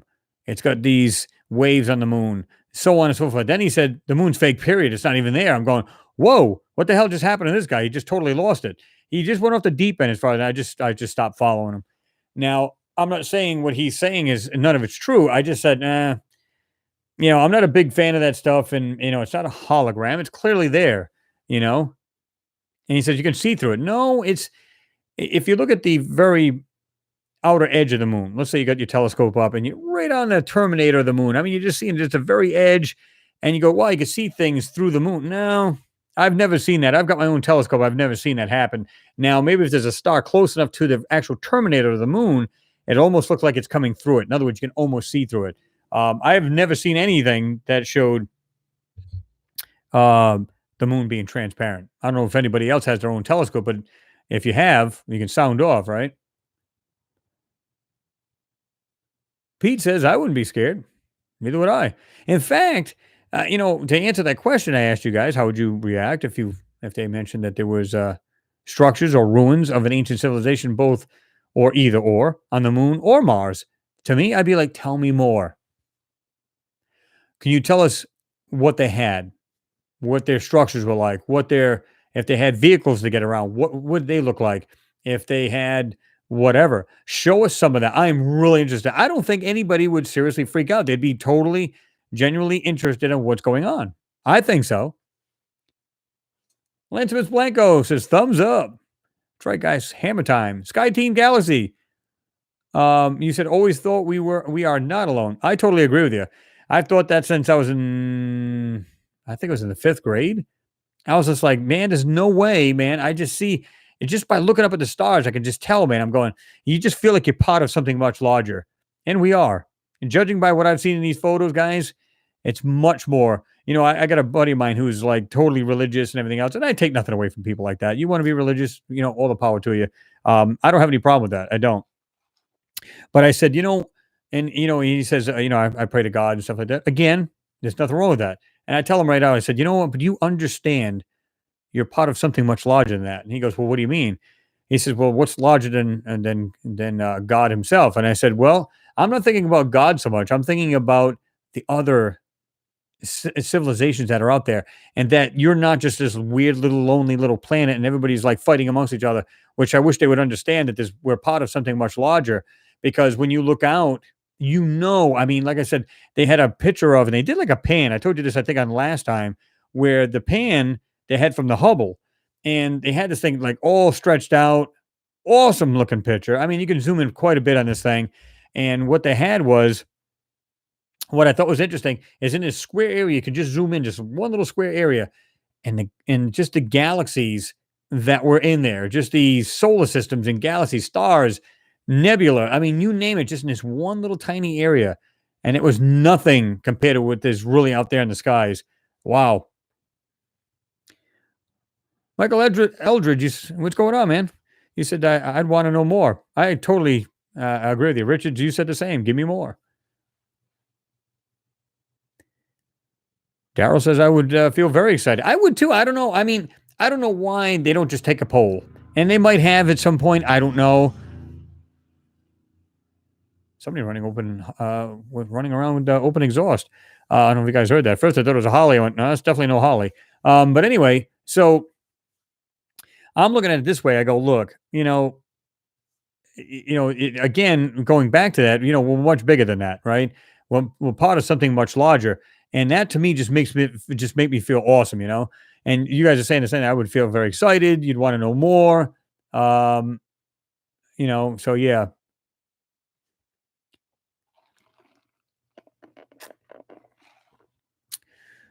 Alien dinner. I'd be happy as a pig in shit. Wouldn't we all? Paul Thome. I guess I'm pronouncing that correctly. What about the flat earthers? I don't put any weight into that. It's totally bogus. I don't even get into that. That's so 1600s, going way back, maybe caveman time. That is so yeah.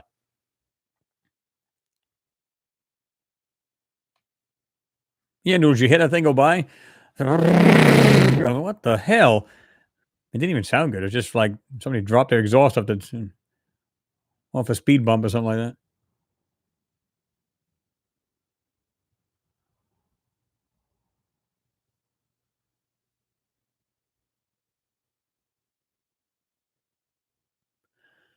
Ted, you said, "Yep, too much of a chance of intelligent life out there. It's out there. It's just a matter of time." Well, yeah, I mean, and we were talking about these radio bursts that they're getting, right? And now they're becoming more like they're getting them more and more. It's almost like they know where to find them now, out in space, and they're concentrating these radio telescopes out into space, and they're finding these signals more and more and more, right? Um, these pulse signals kind of thing, and they're seeing them much more. And to me, I find that interesting because, like I said, that and I don't remember his name. If you've seen his face, you know him right off the bat. He works at SETI, and I thought it was funny because he's like, "Well, I mean, you get like could be 14 billion light years away over here." And he said they're not even from the same area. And then you get one over here, it might be like 3.5 billion light years away. I'm going, yeah, it's called communication. They're probably talking back and forth through light pulses, through a laser, and getting all kinds of information like instantaneous throughout, just going right by, through the galaxy or the solar system or whatever it may be where they're transmitting from and receiving, right? So they're just like communication through the universe, and we just not privy to it yet. And we're just starting to see these signals. I don't know, but they're like within a blink of an eye. And it's like, okay, but a flash of a light, how much information can be stored in that or be sent through that or received through that? I don't know.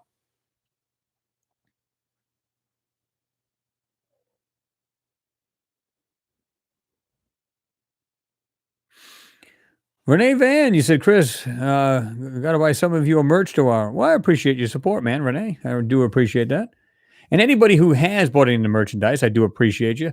You guys know that. Looks like tomorrow morning I'll be wearing my sweatshirt. I'll be like, man, which reminds me, I still got to work tomorrow. It's going to be absolutely insane tomorrow. Choosing my day off. Go figure. Stephen Porter, what's going on? You said bipeds on Earth were Neanderthal aliens came here and bred with the indigenous people, resulting in us. That's why there's a missing link. Well, yeah, I mean, if you go by the Sumerians, the ancient Sumerians, they talked about how the Anunnaki came here and altered our DNA. And they did that. They seemed like it looked like Neanderthals running around at the time. They decided to change the DNA, made them smarter, of course, and they made them do work, basically, dig for gold. And then they, in turn, took the gold and they went and they put it in their atmosphere to protect them from the sun. Now, supposedly their planet's supposed to be on a 3,600 year elliptical. So, when it gets closer to the sun, of course, it shields them, the gold inside their atmosphere, the particles. And then when they come out, I guess it actually tries to hold in the heat as well. So really weird how that it was written, but it's written in ancient text. I mean, how the hell? But, you know, Yeah, I find it pretty interesting regardless. And if they and like I said, they changed man, they changed the DNA. And then after that was all said and done, they said, okay, our job here is done, time to kill them all off. And they're like, what the hell? So these other Anunnaki were like, no, no, we're not gonna do that. Just leave them be. They're not a threat. Leave them be. So they took off and we are what we are today. At least through the writings of the Sumerian text. Yeah.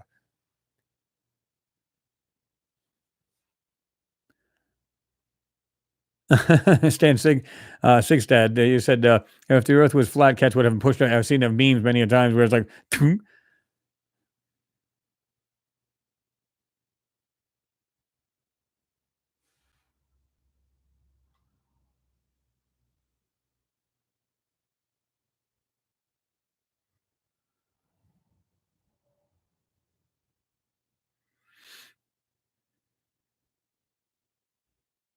yeah, Andrew, yep. Some flat earther dude launched himself into a rocket to prove his theory. Yeah, he was talking about that before, and I guess the rocket that he had, when they first tested it, he wasn't in it. He tested it, and of course, it failed, and came back down. He wants to prove that the world is round. It's like they've done this many a times. Look at some of these supersonic jets that literally have filmed the Earth because they're way up like 40,000 feet, way the hell up there, and then some. And they literally, you can see the curvature of the Earth. I mean, it's just craziness how people think this way.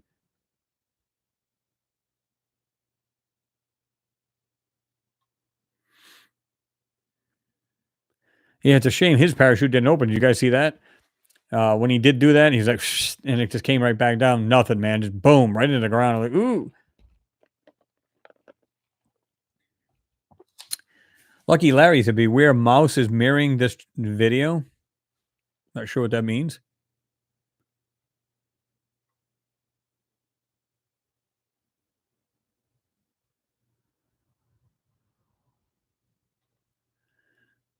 Let's go back here a little bit. He said, Alien Tenno, he said, there is no universe creator.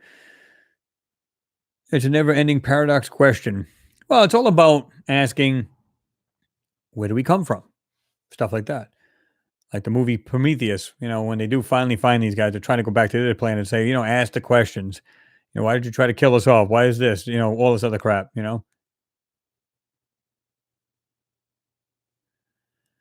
Photography, light, and magic. How long do you think it'll take these, I'll say nitwits instead, but declare martial law? I don't know. I guess when they feel, oh, well, wait a minute, this is blowing up more than we thought. Maybe we should shut it down. Yeah. Lance Smith Blanco. Yeah, he did. Yep. He ended up killing himself.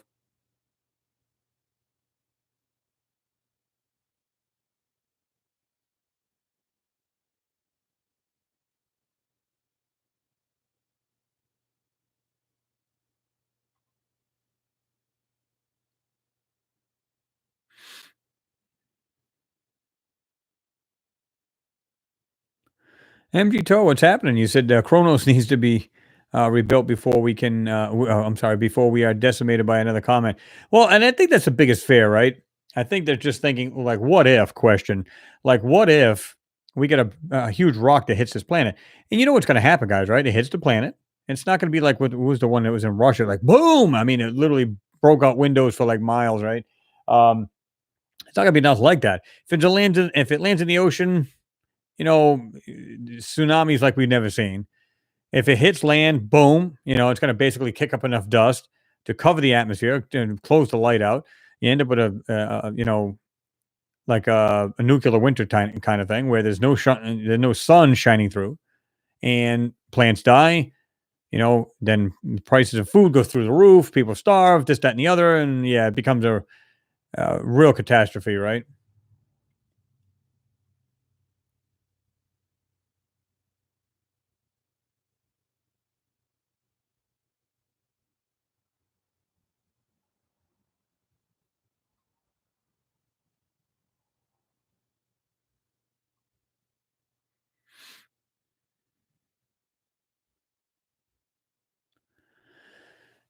Lance Smith Blanco, he said, dude lived his dream, give him that. Well, I don't know at what cost, though. It cost his life, man. To me, it's just like, I don't think I'd be too worried about it. In other words, let's say I believe that the world was flat. Okay, I still wouldn't go through the extreme to find that out. I'd be like, okay, so, and somebody asked this question before. They said, "What difference does it make? You're living on a planet. What difference does it make?" And although I don't, subscribe to the actual idea of flat Earth, um, I look at it this way. I go, why does it freaking matter? You've lived your life, and how old are you?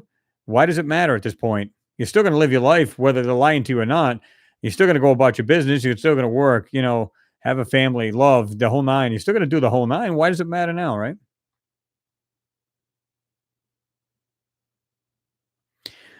All right, Melinda, you have a good evening there, a good weekend, and thanks for stopping in. He said, need to go. Now, Chris, bye, everyone. So thank you for stopping by. Appreciate you. You're right about that, Bill. He said, if Yellowstone cauldron blows, we are done. It'd be enough. Well, they're expecting that to happen anytime now. And I don't mean like within the next week, but they're saying we're overdue, right? For this thing to literally blow a hole out of the ground. And if that happens, yeah, I can't even imagine what that's going to be like. Can't.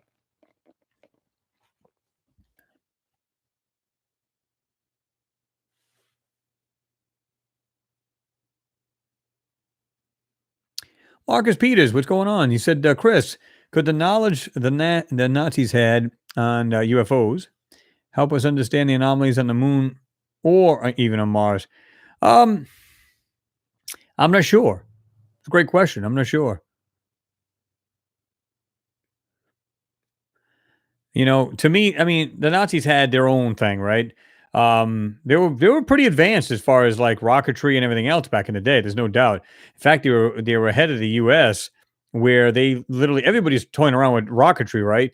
But they literally had it down, and they did quite a bit. Of course, they had their mishaps, they had their failures, but what new technology doesn't, right? So they did theirs, and of course, they some even said that they made it to the moon, have a base there.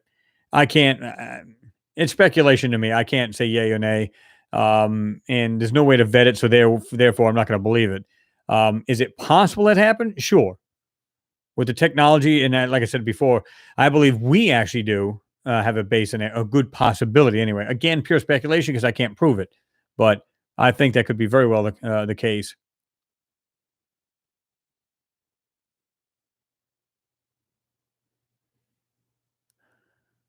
Yeah, Lance was. Yeah, I get what you're saying. You said, "Wish I could live my dream and getting off this planet." You know what I mean? Yeah, I know you guys have asked me this, and I'll ask you guys the same question. What would you do if, um, you know, if you could live on Mars? Would you go tomorrow? Let me see.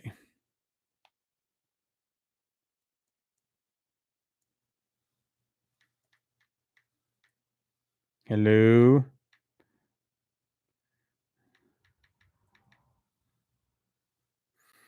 Oh, okay.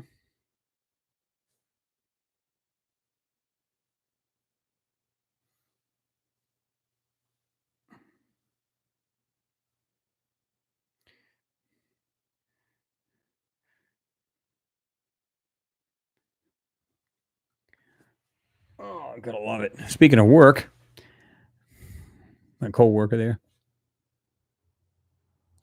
Dr. Kraft, you said I never believed in the flat Earth theory, but it has always interested me when people tell me the incorrect physics.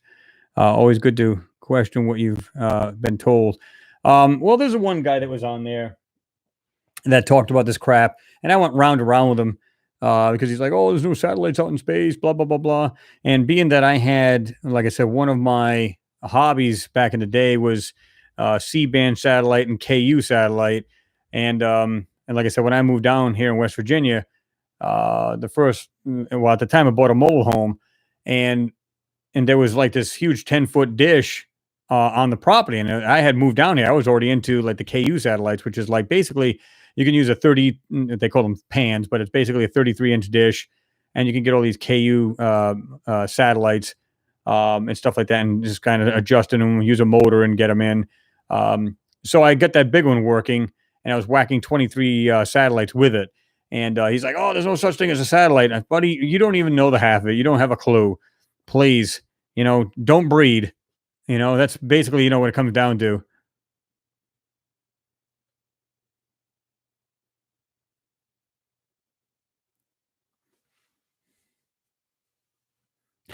Lane Walls.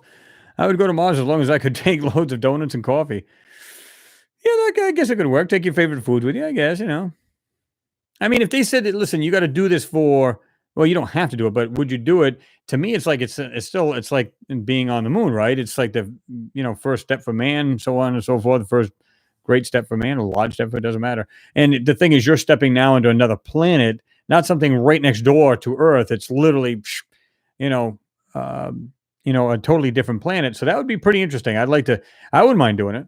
Now, if they said it was like a one-way trip, you go, okay.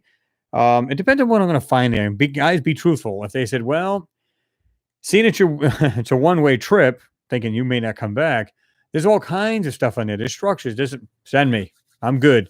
Is there anything I can live in? And is it possible it's still bearable to live? I'm there. Let's go. I'm I'm rocking it.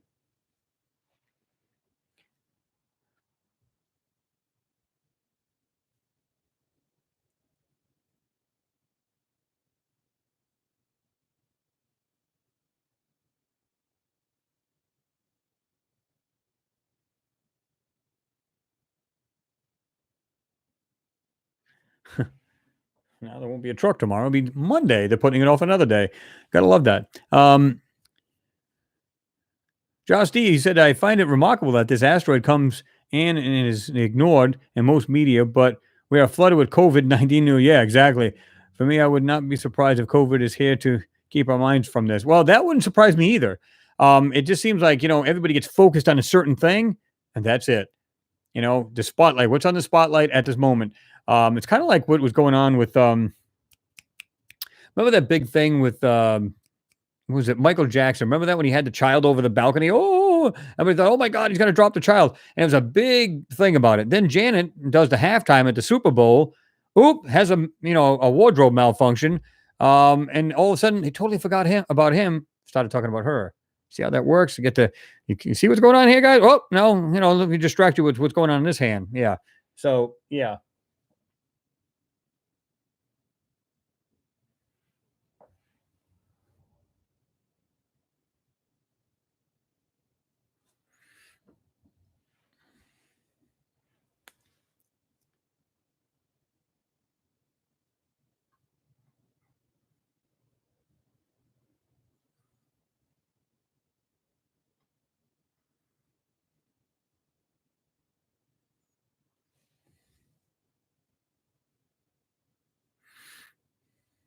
Oh, you seen that too, Bush Corey? Yeah, what's going on, man? He said, just seen NASA release all images. I got a link if I can post. I think I've got it as well. I just seen the very same thing. Was it yesterday? Or the other day? I think it was the other day they posted it. Let me see if I can find this thing. Yeah, right here. I'll get it. All right. So now,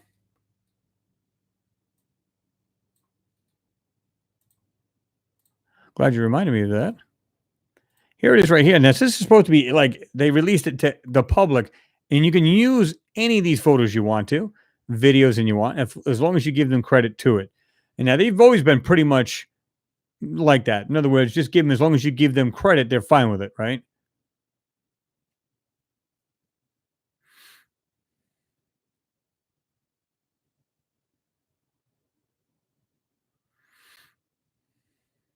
Noodles, you said caverns and tunnels everywhere.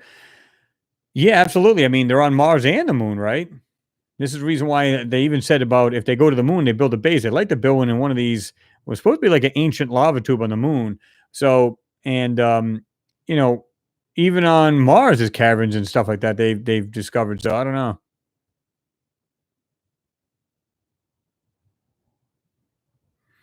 Stan, you said I've seen pictures of oceans, rivers, animals walking around. I firmly believe there is life on Mars, breathable air. I think so too, as long as it's close enough to the ground, and that's why they're in Gale crater, because it's like basically like a giant bowl, right?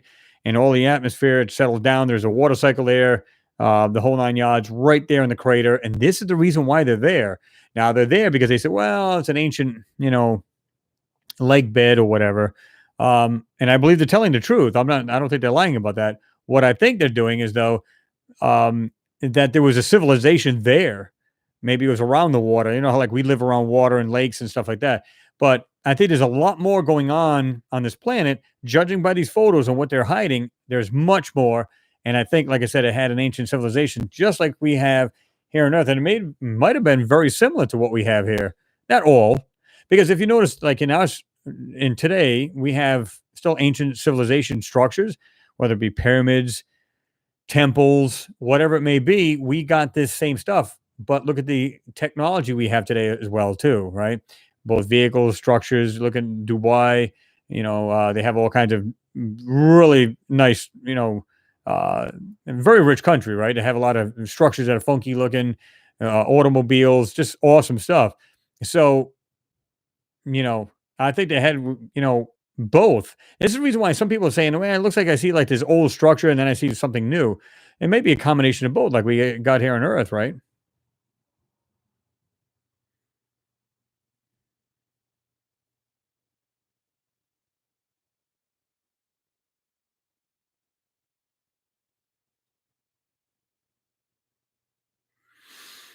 Mars or Moon Channel, what new videos do you plan for the next days, weeks? Well, like I said, I got two Mars, one Moon, and I've got one of Titan. Now, Titan's not really an anomaly video because I'm just going to point out a couple things I find interesting. Again, there's not enough really. Have you guys seen any real photos that show the actual surface of the moon itself, Titan's moon? Oh, the moon. I'm sorry, the Titan. If you look at it, you just go, okay. Most of the time, there's nothing there to see, or they're so zoomed out that you can't see anything. But so I raised a couple of questions in this short video I'm going to do. But still, I still have this Mars one I did. I have another one, and I've also have the moon. Pretty interesting stuff. So yeah, those will be coming up soon.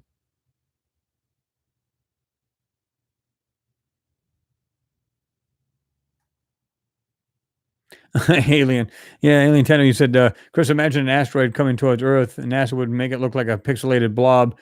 Pretty much. They'll be like, nah, it's nothing to worry about. But wait a minute. It's like half the size of the United States. Good knowing you all.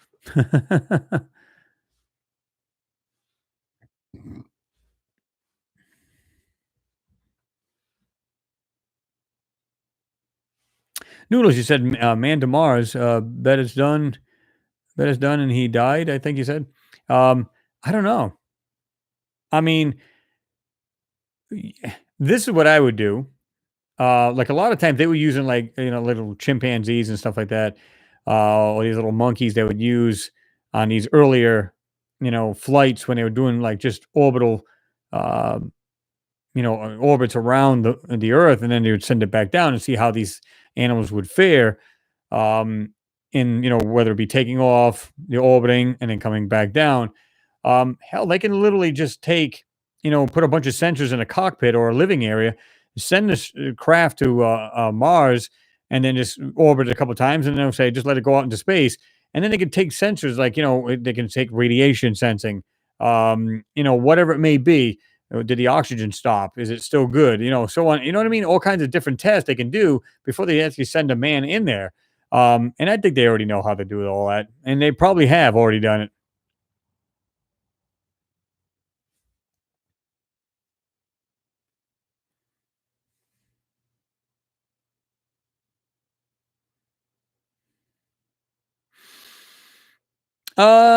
Stefan, yeah, Porter, you said, have NASA actually measured the pressure and what proportion of gases are in the atmosphere and not just speculating what's there? Yeah, they've actually have. They have the Maven spacecraft that went into the lower orbit of Mars, went into the atmosphere, actually did a sniff test, right? It basically was just sucking all kinds of this air, and then they'd find out and break it down to molecules and see what it was made of. And and again, like the Curiosity rover has done the same, where it actually found a large plume of methane or methane, as you guys call it in the UK, as well as and that was a spike of methane, as well as a spike of oxygen. Now, so combined on the ground as well as in space, They found out it's pretty much, of course, there's a lot of carbon there. I think it was made up of like 93%, um, which plants thrive in, right? And if they start to grow a lot, what do they give off? Oxygen. And they keep saying, oh, in the warmer months, spring and summer.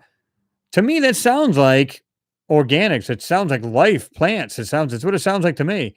And they're like totally like blown away. I don't know what this could be. What is it? What is it?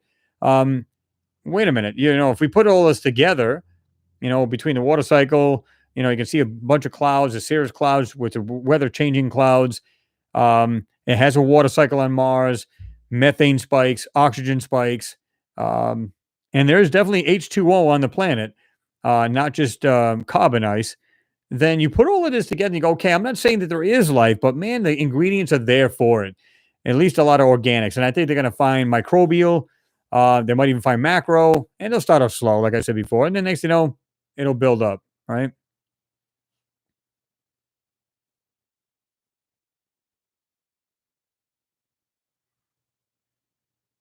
Stan, you said if an asteroid hits Earth, I want to be standing on ground zero because life after, yeah, afterwards would be zombies and ugly, horrific, scared people.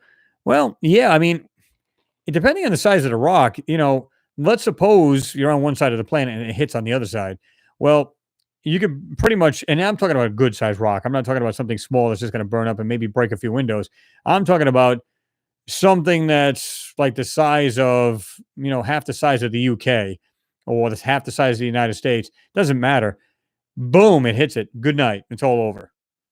So unless you go into the vault deep underground, or some of these dumbs, these deep underground military bases, um, as long as you can do that, you're okay. Other than that, kiss your butt goodbye because it's basically, like I said, would be thrown into a nuclear winter where every all the dust would literally, if the waves and everything from the oceans didn't get you, or it didn't crack basically a continent in half, just the debris thrown up in the air is going to block the sun out and basically kill all the vegetation. You're going to freeze to death. Basically, yeah, it's just basically hell.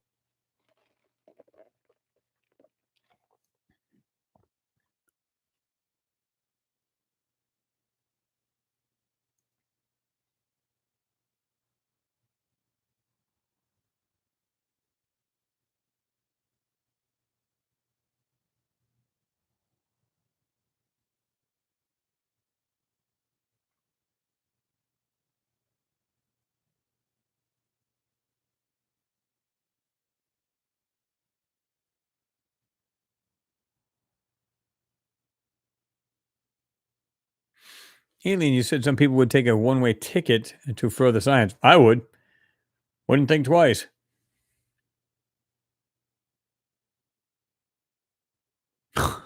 Noodles, a roll of toilet paper tissue is the new $5 bill. It's funny you said that because I went in the back and I found these little package of wipes. Somebody had that worked there had brought them back there. I said I was walking around, I had my sweatshirt on, had it in my pocket. I'm saying, "Hey man," I was acting like I was a pusher or something like that. What do you need, man? $10. Everybody got a kick out of it because it's like crack now, right? And the hand sanitizers. I was like, man, the new liquid gold and stuff like that. Like I said, people have kind of lost it.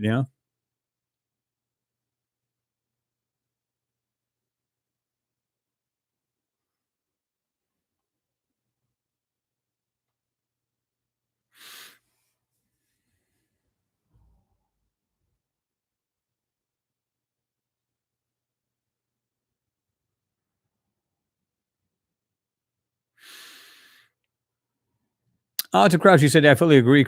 I fully agree, Chris. That the plants and life cause the spike in oxygen. I think so. I mean, again, you get this methane and you've got this oxygen.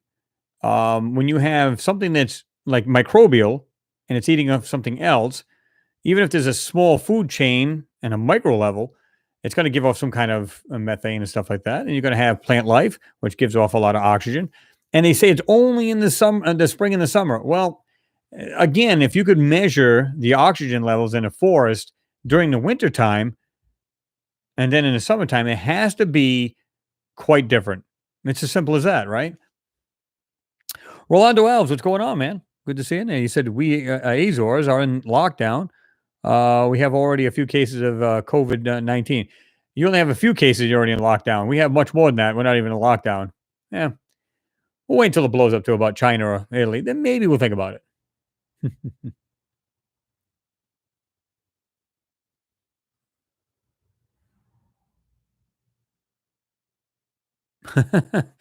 $10 for Clark's wipes, man. Shh. I got the real deal right here, man. I got the sanitizers.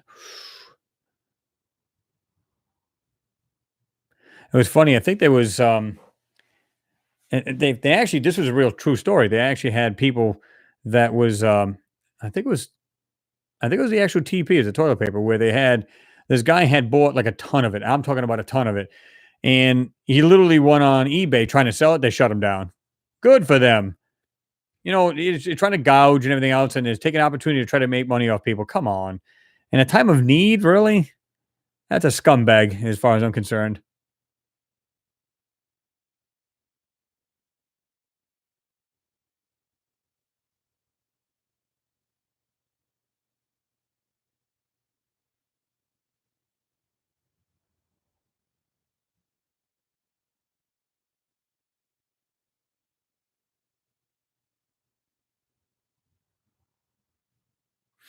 Pete Ferrero says, Erie County, New York just posted, we're up to 50 with virus. County has 1 million people. Well, you know, that they know of, right? I mean, who the heck knows? I mean, every time you turn around, it's like the numbers are growing. And what about the ones that don't know yet that they have it? So if you know if there's X amount, you know there's much more. You can almost bet on it. I think so, anyway.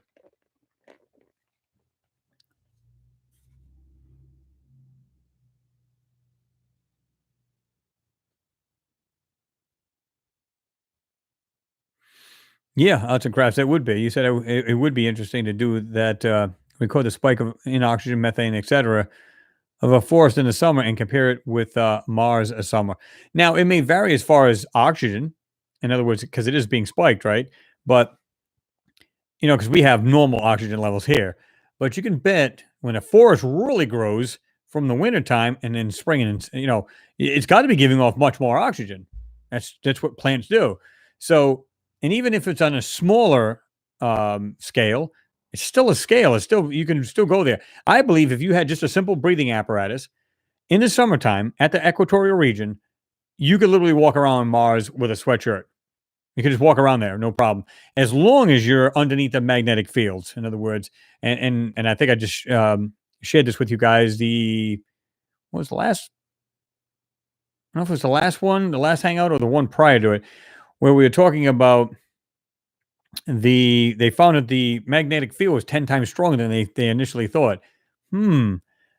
Better magnetic fields, which means you can survive there and not be toasted by solar radiation.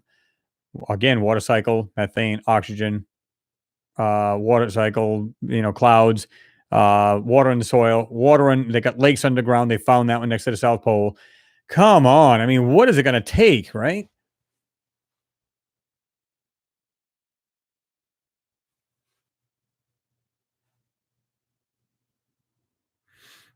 Bush Corey, yeah, we got the same thing here. He said scumbags in our corner shop have open toilet rolls and selling them for $2. I guess I don't know if it's the same thing here. It's a little different, but per roll, the wankers. Yeah, sorry for my bad language. No, I mean it's pretty much saying the same thing I've been saying. These people are taking advantage of um, people in hard times. I don't think that's fair, and I think I'm glad they cut him right down right off the bat, completely shut him down. He's trying to sell. Oh, I'm going to make lots of money on this. It's like really, come on. People out there desperately trying to find this crap. Whether I think it's a little insane that people they need 45 thousand rolls just for a month, maybe have to stay home. I think it's a bit ridiculous, but that's just me, right?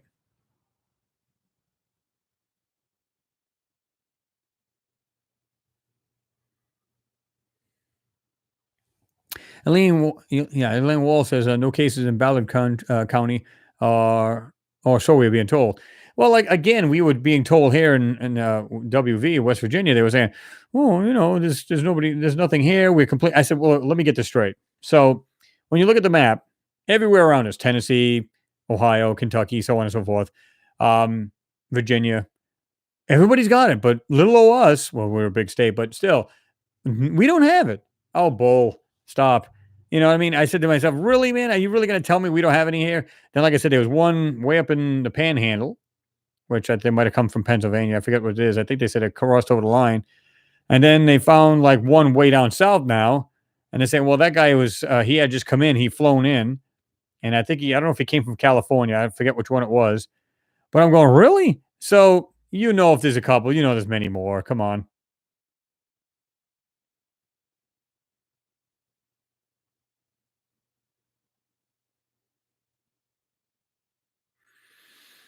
James Smart, you said Congress will get these scumbags tenfold. Yeah, I mean, I don't think it's fair. I don't think it's right. It's like I see people hoarding like the different foods. Like, my wife and I went shopping. We do a simple shopping. We were doing like, by the week. And I told you guys this. If you got the ability to do that and you're financially okay, then go out and get, instead of the 1 week, get two or three. And the reason for that is not the worry and, oh, the world's coming to an end. I don't mean like that. I mean that you don't have to go into these stores two more times. You can actually eliminate the two more times going in there and less chance of you getting it or your loved ones getting it. That was the whole idea of it. It's not about the big panic, right? So we done some shopping. We usually do it anyway. So we said, I'll get a little bit more. It'll be fine. So, over the last couple of weeks, we had gotten, like I had done last week or the week prior to that, we did like 2 weeks shopping. And then we did a couple more shopping. That's it. We're good. So I don't sweat it.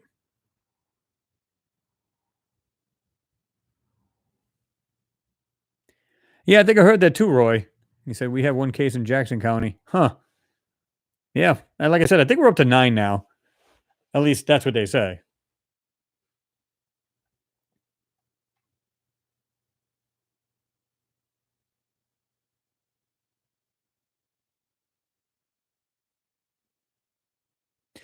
Bush Corey said my job comes under a list, so if we will go on lockdown, which won't be long.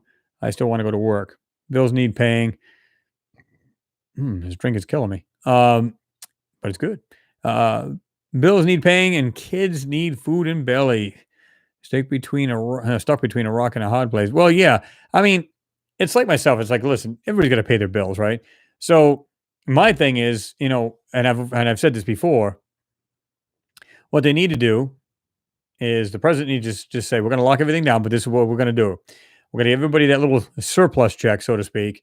We're going to give everybody a check. You're going to get it in this allotted time. Once you get this, you need to go out and shop. You got this amount allotted time. So this everybody gets their food, close everything down for 2 weeks. Just be done with it. And now if they want to still keep the stores open, like maybe 2 to 3 days a week as opposed to 7 days a week, then just do that. So you can still get food. In other words, you won't be starving. And this is what I don't get. If the people are hearing it on the news and they're saying we will not shut down grocery stores, why are people in such a frantic? I understand they probably just want to go in lockdown and just stay there and just hopefully it blows over. I get that, but my God, some of these people, we couldn't listen. We couldn't get the stuff out fast enough. We brought out like 2 pallets of like TP, and it was like people like literally just standing around me. I'm like, and they're like, "Can we go now?" I said, "It's still wrapped. Just be patient, guys. Just be patient." I said, I talked to my other coworkers. I said, let's just go ahead and take these boxes, just unwrap it and then take the box and just let them have at it. And that's what we did. All you see is stuff flying in the air. I was like, man, these people have lost their minds.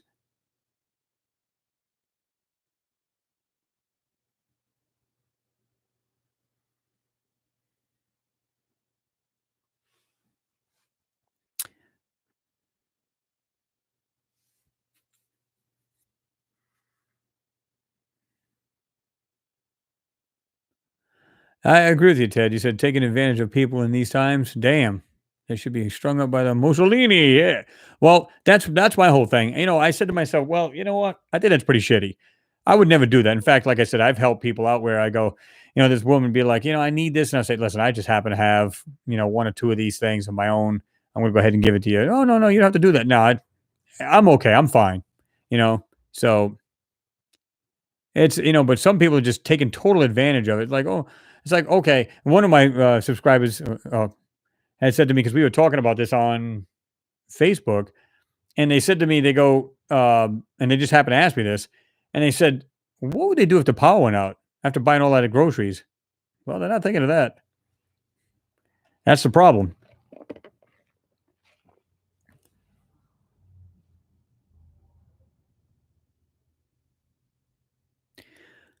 Stephen Porter, you said, how's Blue Origin doing? We don't see much of them considering he's the richest person and they haven't gone into actual space yet.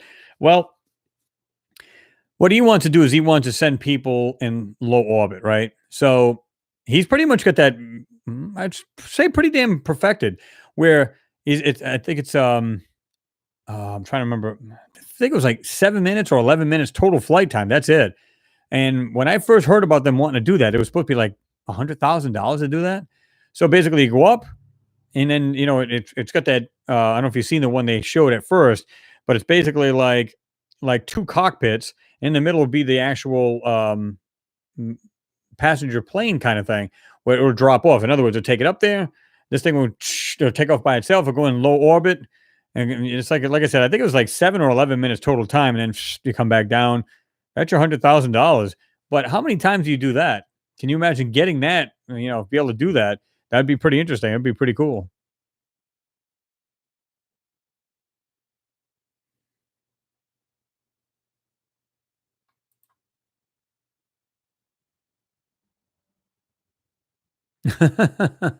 Oh, Woodgate, don't worry about that. I've already used my antibacterial. Wash my hands real good. Sit there and just, oh yeah, you can bet on that.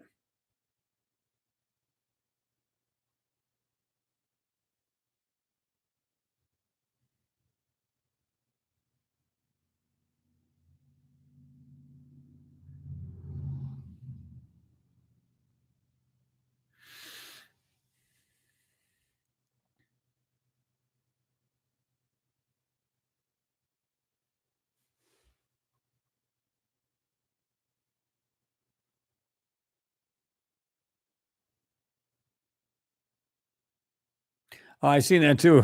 Bush Corey, he said the meme. It said like I see an alien face, an alien joke, saying, "Don't know what killed the human race, but damn, at least their butts are clean."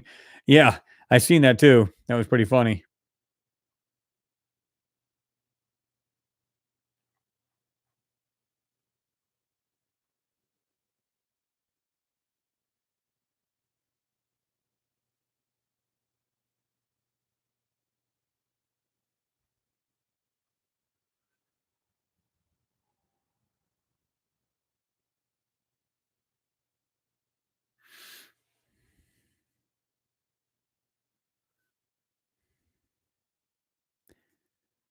Noodles, he said, "Oh my god, yeah, wash keyboard too. Oh yeah, Lysol everything.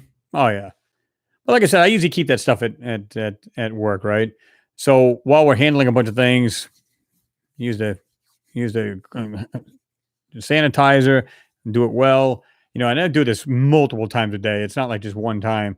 If you're handling a lot of things, clean up and then make sure because and here's the thing, people will say, well, make sure you don't touch your face. And believe it or not, I mean, you don't think of that stuff at the time. This is the reason why I like to wash my hands a lot because you don't think of it. You go like this, you just happen to itch or something like that, and you go, oh damn.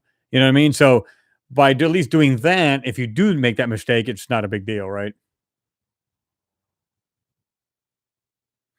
William Johnson, what's going on? He said, "Hi, Chris. Just sitting back and watching. I have zinc lozenges from last season.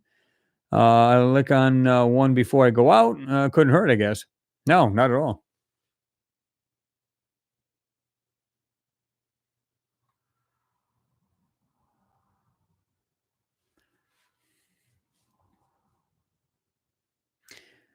Michael Stark, what's going on? You put on the Alliance military is taking this quarantine opportunity to round up and arrest deep state actors all over the world. Once these dirtbags are removed, free energy, tech, and ET disclosure will follow." Yeah, I mean, I think it'll be a while before that happens, but I think, it's slowly coming out. Now they already have all of this stuff, right? Free energy, they have all this garbage. I can almost guarantee it.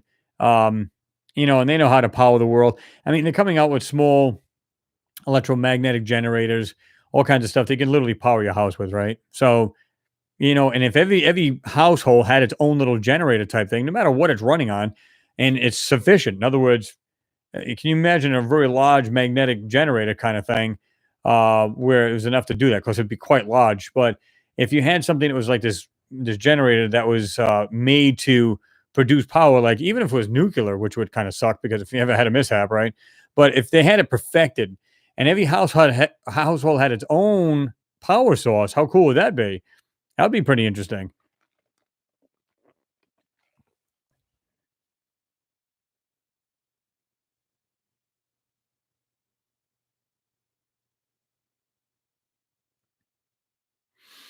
Noodles, you said, watch out for the new virals popping out of the permafrost. See, we don't know what's on that planet. That's what's crazy. I think you're talking about Mars. Can you imagine that? We don't know what's even the soil of there. We have no clue. They might go there and boom, and totally be ravaged by some kind of weird virus or something like that, or anything could be, right?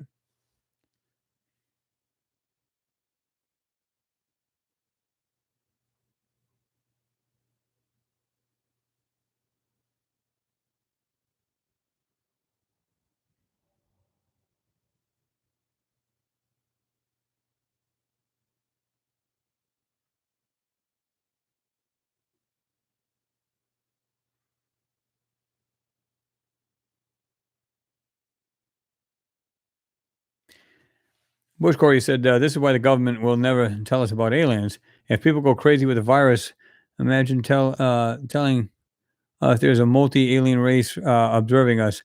Haha, people would be wiping their butts with socks." Well, yeah.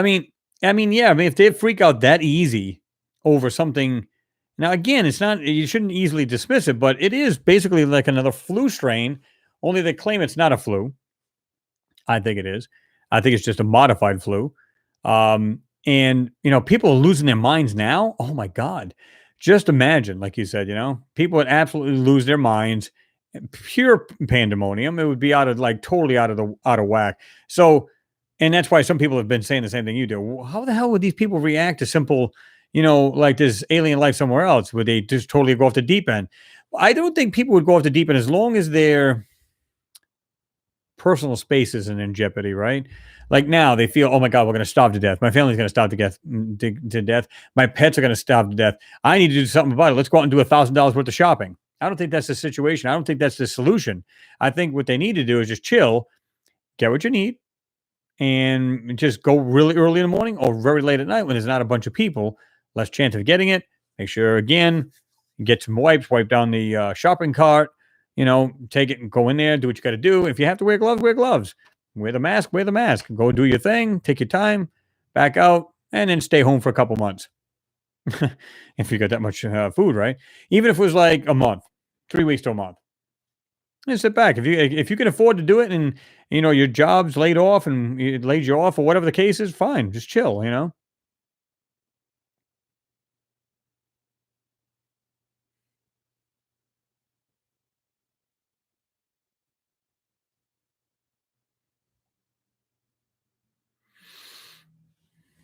Martin Ederveen, he said, "How the hell will people react when they find out the cure was already there all the time?" Well, I mean, you can almost bet that they have this now. If, of course, it's speculation, if it was actually something we put into the air just to see, just for whatever nefarious reason, whatever reason they decided to do this, maybe to take our focus off other things, and this is the reason why they're doing this. Um, yeah, I mean, I agree. It's like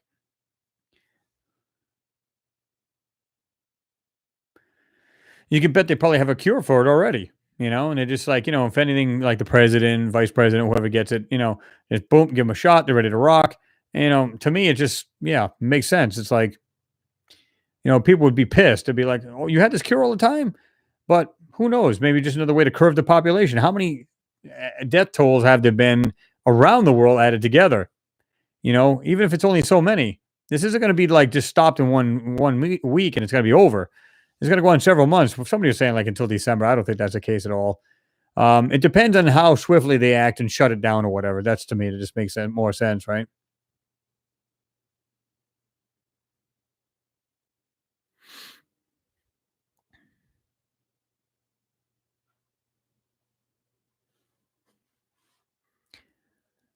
Custom Tailored One, what's going on? He said, "Hey everyone, late for the chat, but better late than never." Absolutely, good to see you, man. Yep, alien, you're right about that. VIP cure.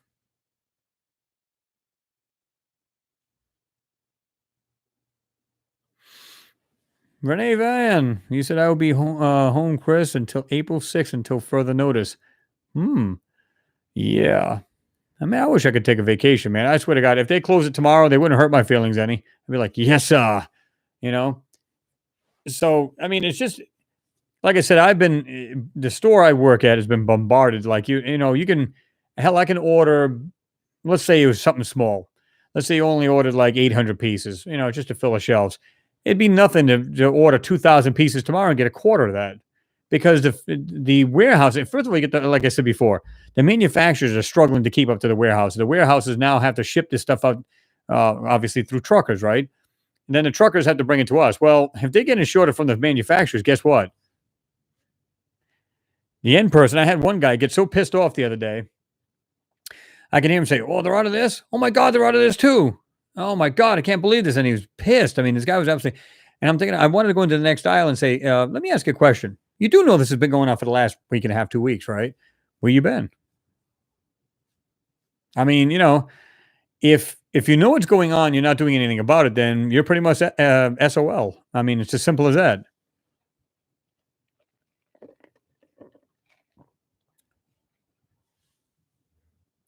All right, Stan. If you're taking off, you have yourself a good one, right? You said got to bounce. I need to go make Sambucal. Party on, guys.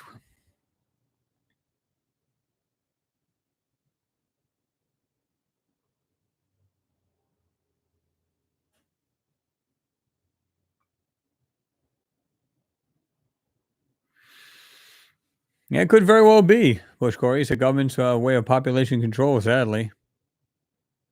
Rodney Evans, you put 13,000 deaths worldwide. Okay.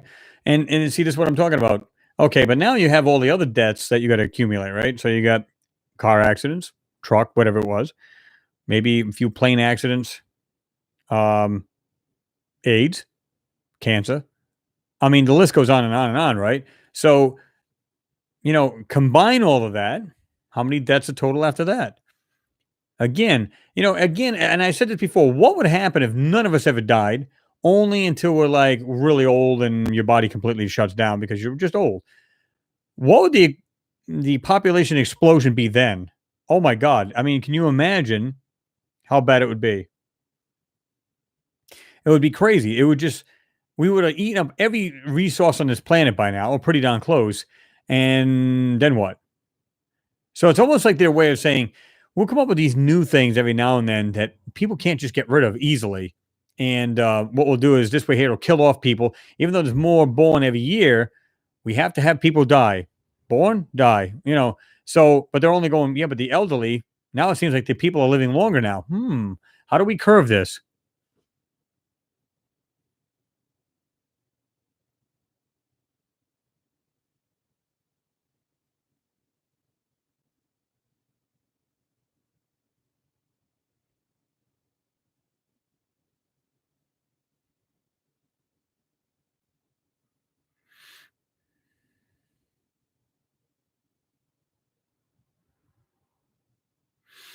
Alien Dano, you said, Chris, if you had that much time off, you would find Martian national insurance numbers pretty much.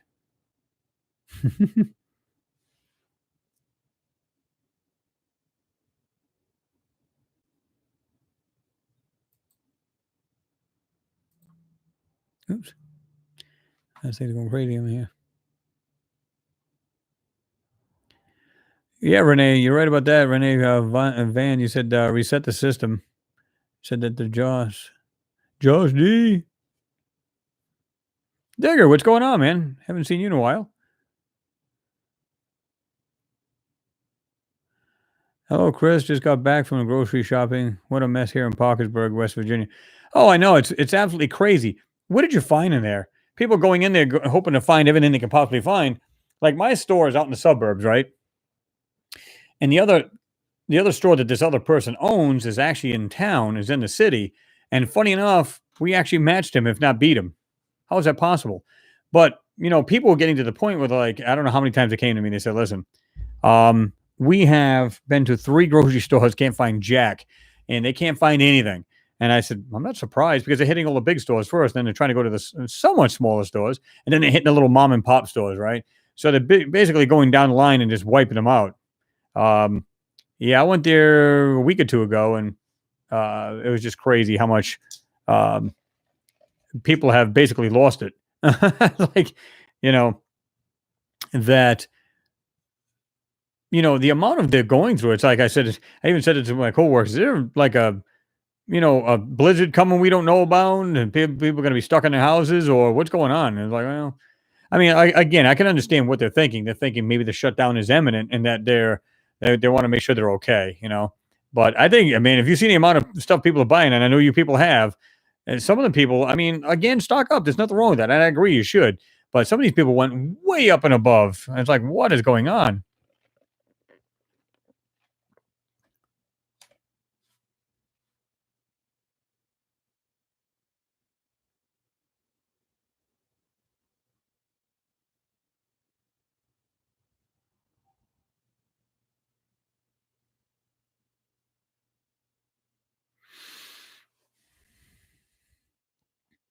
Butch Corey says, right, Chris and gang, I got to go. Work, I'll catch up later. Stay safe out there. All see you later's taters. All right, Butch Corey, you have yourself a good one, man. You take care, right? Ted, you said the empty shelf thing is over in this part of Pennsylvania. So did it actually slow down as far as people buying, and that they're now filling the shelves, or are they still having a problem keeping up?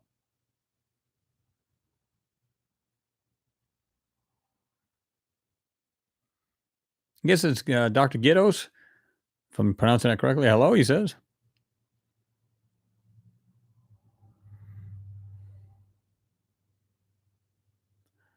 Jack Bruce, you're right about that. Corona feels like you're in a bad movie and you don't know how it ends. You got that right.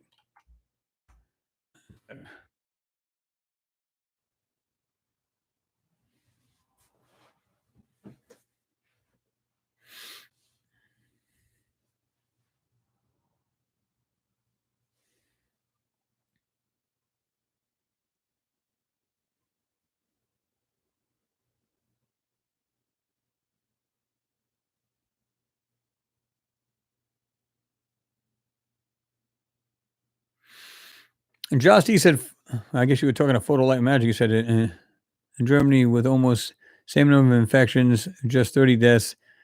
They're doing something right. Well, I mean, you hope you don't have any deaths, to be truthful with you, but you know, if they can curve it, like I said, now China was like boom, like the epicenter, right? Which makes sense, but it literally went up. Now they're starting to decline, which is good. Um, Now can't say that for Italy. They've actually surpassed the confirmed cases, and I believe deaths compared to China, right?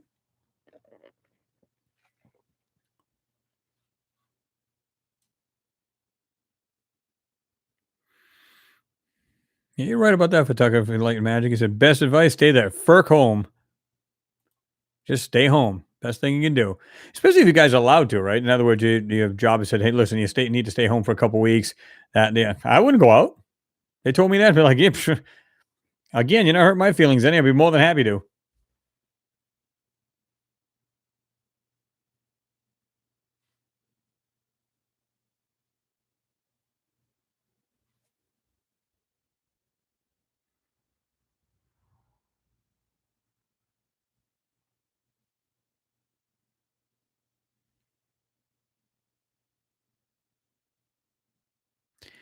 MG Toy said, "This is just the first wave of the zombie virus. Wait till it goes around the world 3 or 4 times and we all die." Well, you're kind of hoping that it doesn't get to the point where it's so overblown that it's a total just wow kind of thing. But it's not like it hasn't happened before, right? We have flus every year. I mean, and how many does it kill? Now people are going, it's not a big deal. It just hasn't killed nearly as much as the regular flu. It hasn't, but it also is much deadlier though when you get it because the way they say it attacks and everything else. So I don't know.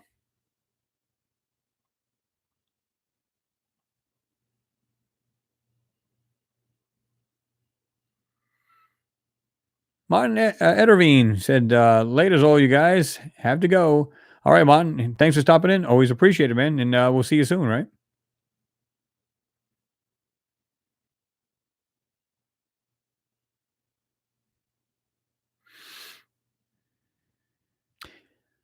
Pete Ferrero, you said Italy 625 yesterday alone. Can't believe China.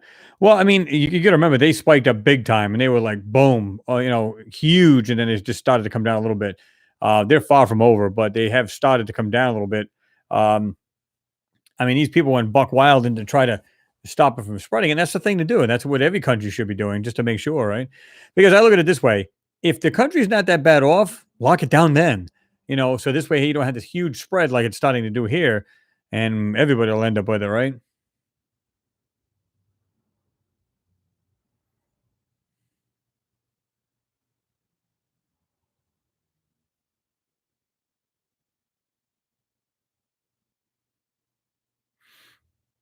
Absolutely, Josh D. What do you want to talk about? You said, "Can we talk about Mars now?" Yeah. Um, Let me see something here. Yeah, the other video I got coming up. Wait till you see this. This is cool because the amount of stuff that they're hiding in this photo, wow. Um, just it looks like mechanical parts scattered everywhere. That's the best way to describe it. But when you see the manipulation that's over the parts of these things, and then you get the lines that come out, it's crazy what you see in there. It's cool and it's crazy at the same time. And then the other one I have is, oh my god, it's just like this thing is so blatant on the surface, and I have done this before, but I'm going to cover it a little bit differently. And the reason why I'm bringing it up again is because it is awesome picture, and a lot of the newcomers probably haven't seen it. So this is the reason why, and I think I've actually brought up more than I did in the last video. So when I had done it, so yeah, it's pretty cool. And I think you guys will like it. And the moon one's actually pretty cool too. Again, manipulation.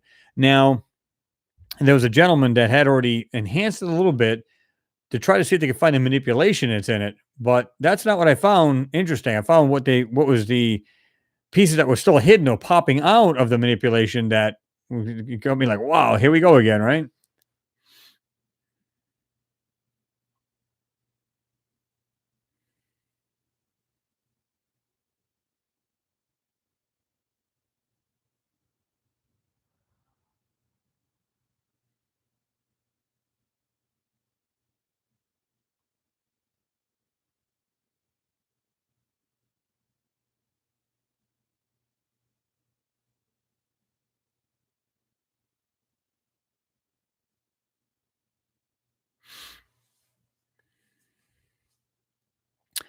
Roy Searle says, can't wait for the next video. Yeah, like I said, now they're saying that we may not be busy tomorrow. I might just have the day off, but that's my only day off. So unless I have a day off, I'm probably going to explode or implode on myself.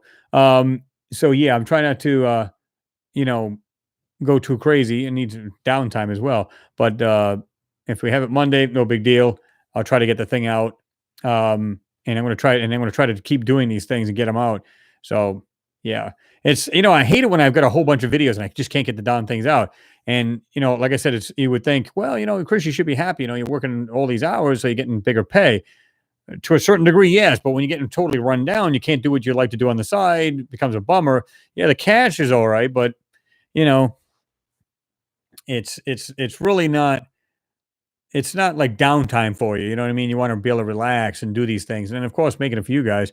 It's something I like to do in my spare time. So when you don't have the spare time, one, you don't have it, and two, you know, you still got all these videos you want to get done. So yeah.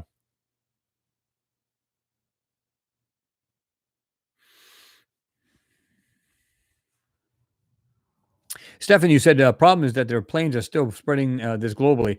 Well, not if it's internationally shut down. If they're saying, like we've shut down international borders where we don't want anybody coming in or out, so we've stopped it. And a lot of countries have done the same. Now, but what they're failing to see, and I know a lot of countries haven't failed to see this because they've already done it. They're literally shutting down everything. Like, stay home, don't come out, whatever, because it's already in the country. It's like ours right now. Well, we're shutting down, Canada, Mexico, incoming flights from wherever. Okay, it's all good and all, but what do you do about the potential problem right here now? It's still spreading. What do you do now? It's only one solution to it.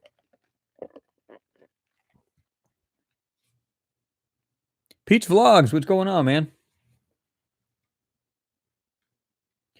Appreciate your support as usual. He said, smash that like button, folks. Bam. If you haven't hit it, go ahead and hit it for me, please. Rocking and rolling.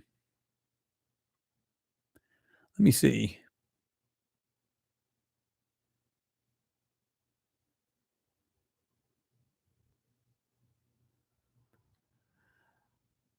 William Johnson said, did you see the latest, or the last, I'm sorry, Jimmy Roberts, he confirmed that there's software that alters pics but misses things. Yeah, absolutely. I didn't see his video only because I haven't had the time to really do anything, to be honest with you guys. In fact, I worked today up until 12:30. So, yeah, I had to get out of there, unwind a little bit, hit the shower, relax a little bit, and then before I knew it, I was already on, which was like, sweet. Um, I was thinking, well, I can put a little bit later, get maybe a little nap. I said, no, I'm not going to do these to these guys. I've already said we're going to make it for today. This is what we're going to do.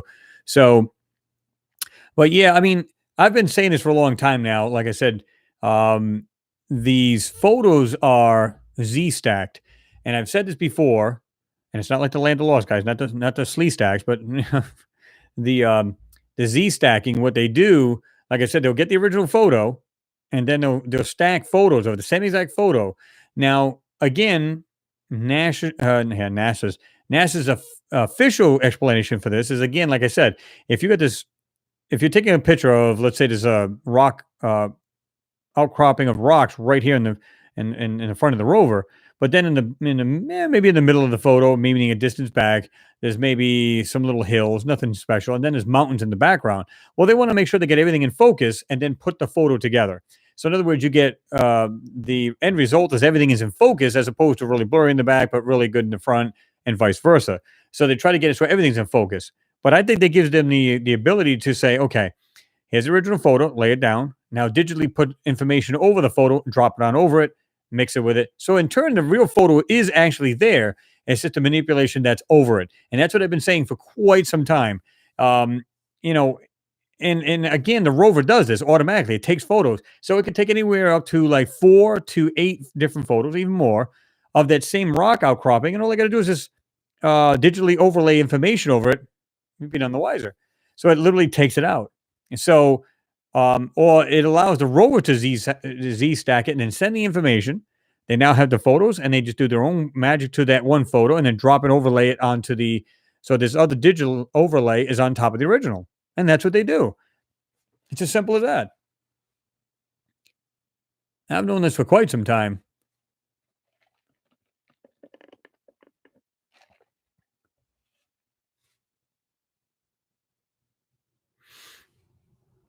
And Stephen Porter, you said, what size will the camera be on the new Mars rover, and will it be at least 4K resolution or more?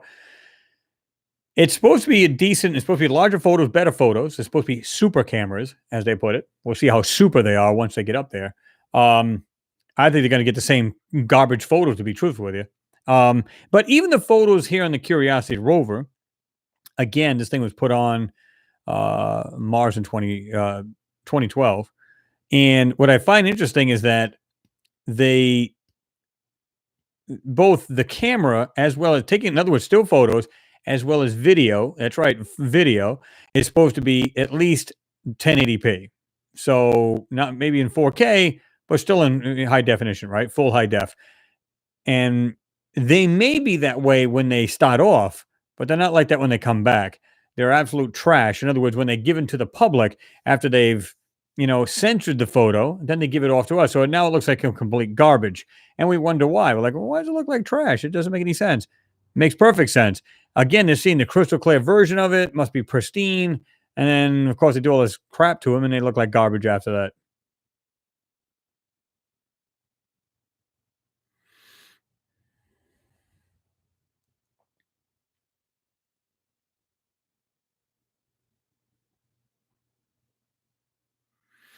Oh, this thing just jumped on me here.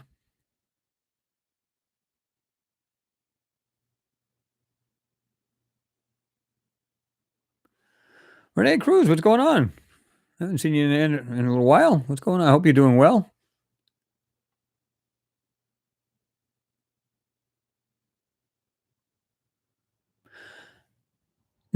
United Amen. Amendment Outpost. It's let's build a spaceship so we can go to Mars and check it out ourselves. Hell, I'd like to, like I said, if I was a multi-millionaire, I would just have a, some space agency send one out there personally for just for me. If you can do it. In other words, if they'd allow it to happen. Let's say you had plenty of money to have them build it, even if it's a small one of those little CubeSats or some kind of little sat that can send the information back and, just does a flyby, goes right into the uh, lower, atmosphere or whatever, or just basically just fly over and just take photos and, stills of that, or that area or video and then just, transmit it back, let it crash for all I care. And, and then you can get a wow, you get to have a good look at it yourself. That would be pretty interesting. Ian Wentworth, what's happening? You said rock and sand texture. Yeah, well, that's what they're doing. They're literally taking, like I said, they're just putting this texture on there, make it look like sand. And now they got that photo I'm going to show you has this grid pattern all over. I don't know if you guys have seen that, but you got to love that one there. It's clearly there to take away any kind of fine details. That's what that's there for. It's as simple as that. Why would any photo be pretty pristine, and all of a sudden there's a grid pattern over the photo? Why would that be?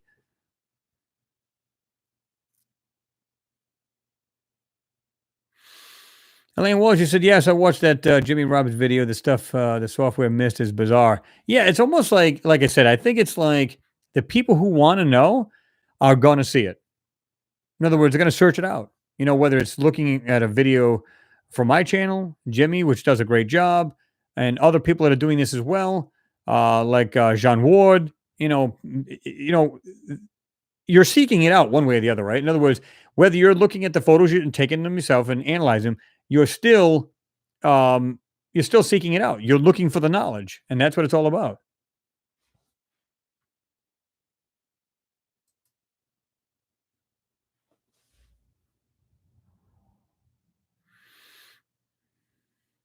Yeah, well, they call it photography like magic. You said it's called focus stacking. It's called that, but they call it Z stacking. That's what they call it on the Curiosity rover. That's their terminology they use for it, which I find is still what you're saying. It's focus stacking. So, in other words, they just again foreground crystal clear focused. The background may not be like that, but they'll take a photo of that. They'll zoom into it, get it clear, focus, and likewise for the back. And then they'll have once they stack all the photos, we have what looks like a pristine, full focus photo. But to me, it just gives them plenty ample opportunity to screw with the photo, and I think that's a real reason why they do it. And they mess with it that way.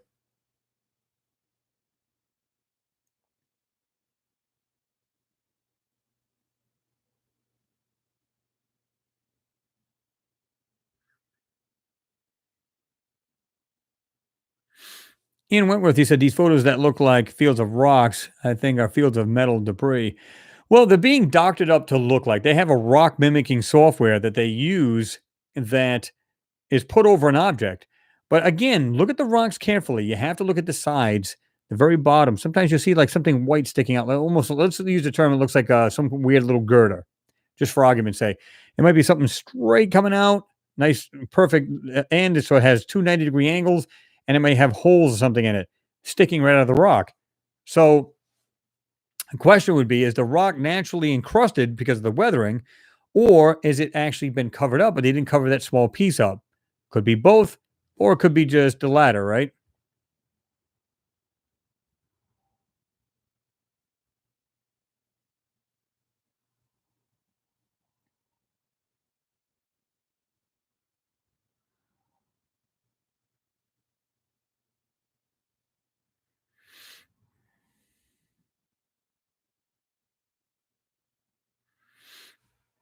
Yeah, Ian, I'm with you on that. He said, if imagine if someone could develop software that could reverse the manipulation in these photos. I guarantee there's a way to do it. I'm sure there's some kind of software that they can literally just go through the layers of the photo, and who knows? Maybe they can, maybe they can't. This is the reason why you try to go through it. And I'll show you guys perfectly in this video how you can see what looks like this weird rock, but what you'll see is a square. In other words, the rock's there, and all you see is that squared area that has, I call it decent, and even then I'm being generous about it, but it's decent resolution, and the rest of it around is completely blurred. And they go, "Well, you don't understand. It's just the quality of the photo they're taking." I said, "Oh, all right. So let me get this right. So the camera decides to just make that one area pretty decent, but the rest is complete trash, right? No, that doesn't work that way. Now, if you have a regular camera and you put your finger on it, well, then you got this print on it, and it's going to, of course, it's going to blur that out. But you can see this is squared, perfectly censored. It's not by some, weird thing going on. It's censored purposely, right?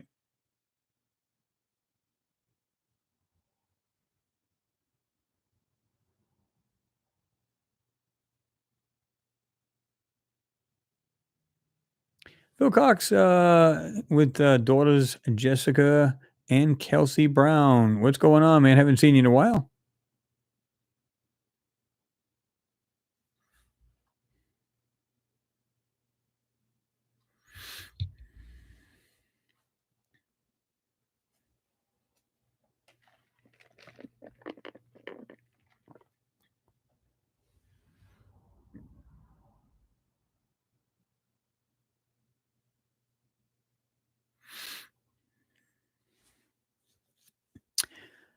Stefan, you also asked, what do NASA and your government get out of hiding these objects?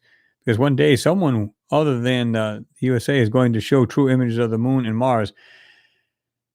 If a lot of these countries, rather, whether it be India, China, any other country that's out there that's going around, like even Russia's joined the fleet of orbiters around Mars. I think it was like what, a year and a half, guys, maybe even 2 years almost, where they said they were announcing sending up an orbiter. You never heard another word about it. I haven't anyway. Um, so again, I believe there's like tiers in this. In other words, they have the elite, all of the upper uh, elite people that are in these space agencies are literally together. They're working together. This is the reason why you see China editing their photos just like to do NASA or NASA does. They're all, modifying these photos or censoring them somehow. Why would they do that? Well, they can't snitch on each other because they're all working together. Now, as far as the PR version of it, where, in other words, just, the regular people working at these space agencies and they're letting out to the public, it's just normal everyday stuff. They just feel they're doing the right thing, and they are. So the people seeing, oh wow, that's cool. Look at the pictures and stuff like that. But the upper people that are really doing all the work is the stuff that's really going on. It's like a top secret black ops kind of thing where they're doing these actual photos where they're saying, listen, we know it's in these photos. Go ahead and censor it. Everybody, with us on this. Yes, we don't need to let them know anything at this point. And then sometimes, you don't know because how are they letting out some of this garbage, some of this stuff into these photos and letting people see them, but yet the rest of it's being censored. So it makes you wonder, did the software miss it? Or are they letting it out slowly just so the people, again, that want to see it will actually, really look for this stuff. They'll analyze it with a magnifier or whatever. So I think, they're, it's like a slow drip kind of thing, but I also believe that, you know, it may be an accident that the software is not taking it all out. I don't know.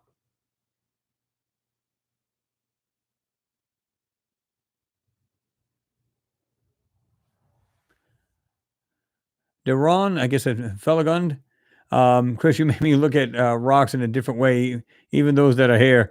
Well, I mean, obviously, a rock that's a rock is a rock. I don't have any problem with that, and I even say that in a lot of the videos that I make. I say right out, um, this could be a rock here, and I'm okay with that, and I really am. I don't care because not everything is intentionally made or intelligently made, but I believe that the areas that they're looking at intentionally, it's not like they're drilling a rock, right? That's one of the experiments. They want to go in there and see what the composition of the rock is, whatever, whatever. They're looking for possible life on either on these rocks, under the rocks, whatever. And that's it. So, I don't. I got something in my hand. I think it was a splinter at one time. But when they're up there looking at something from a distance, it's like, how is that looking at anything of any value that you're supposed to be doing? Drilling, whether it's grinding on a rock because they got the rock abrasion tool or the rat tool, so on and so forth. These cameras and stuff to take, microscopic, pictures and stuff like that. But yet they're looking off way in the distance. You can see all these parts and stuff that are being hidden and stuff that's there. Yeah. There's more going on than that, than just that, right? Alien Tenno. They should name the new rover BS the third. Perseverance is the new name for the new 2020 rover.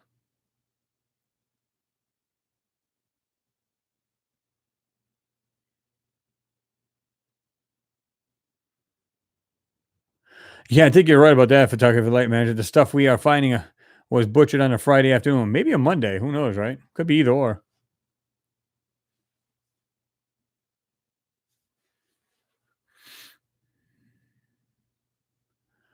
Yeah, I'd love to see that myself there.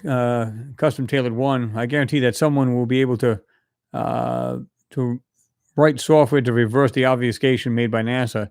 Then the world would see the truth. Or just take somebody disgruntled that's way up there and says, "Oh yeah, they're definitely lying about it." So yeah,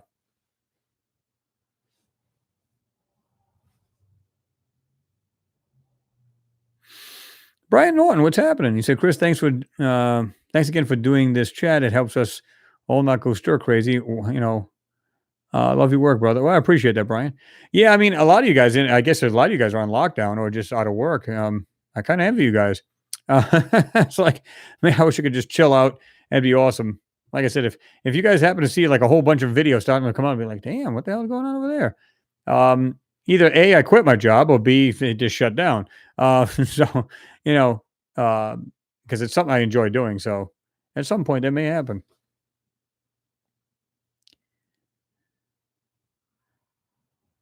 But at this point, that job there is my sole moneymaker. So I already told my wife, if I was making enough here on just doing these here, oh yeah, I'd be out of that. I'd be out of that job. I wouldn't care. Wouldn't care.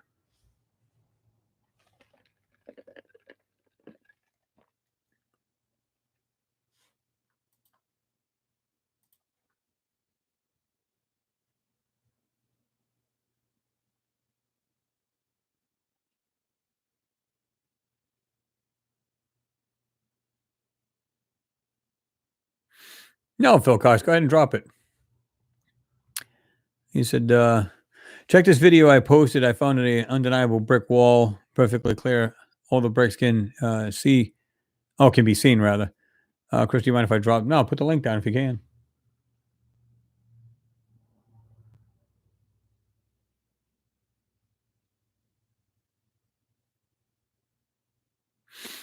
Well, Stefan, he said your question was if the images are being sent via radio waves, how come no one's intercepted the signal?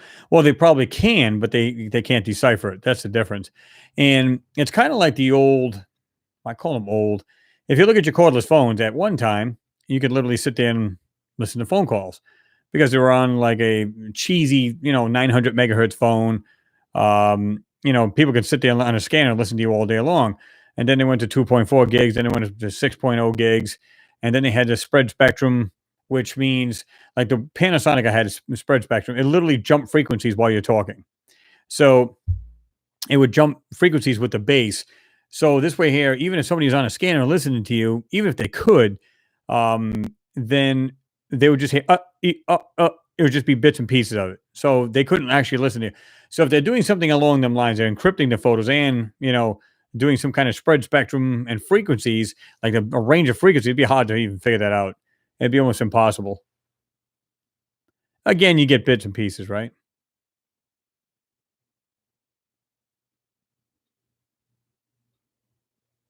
Lane Wolf.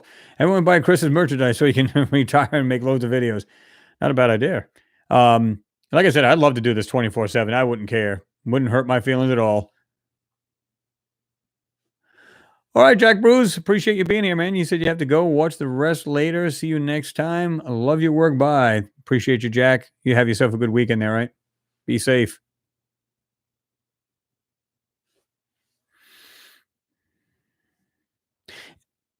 Yeah, alien antenna you put in the encoded algorithms are very hard to decode. Well, like I said, they could be doing like an assortment of different things to, you know, encrypt, the actual signal coming in. And if they're doing it by light, it's even worse. In other words, they're doing it by like a laser, and the information is coming in. And then it's like such a burst, you don't even know when they'll send it. Right? It's like just a blink of light, all the information comes in with it. If they are doing it through like I said, light technology as opposed to standard radio waves, right?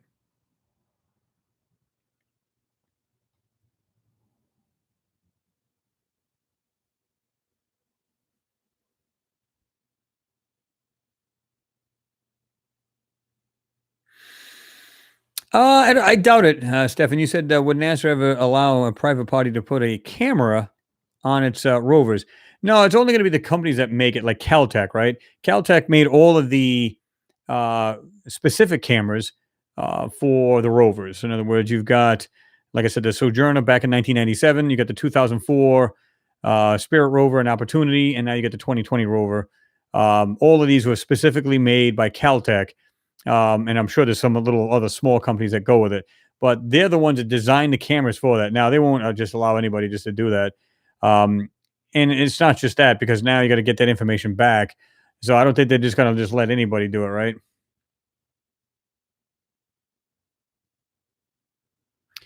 Mr. Gosimo, what's going on? He said, Hedy Lamar, frequency hopping inventor and actress. Hmm.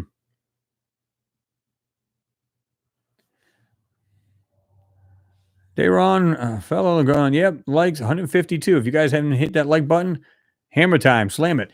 Um,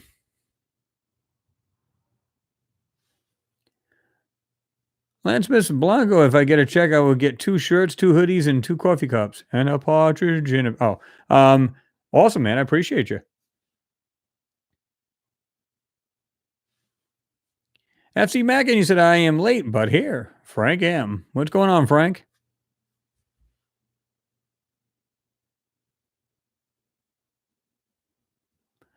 Yeah, I'm the same way, Lance Smith. It's like, it is what it is. I look at it that way. Um, I'm not counting on that crap either. Pete's Vlog says, "Slam it good."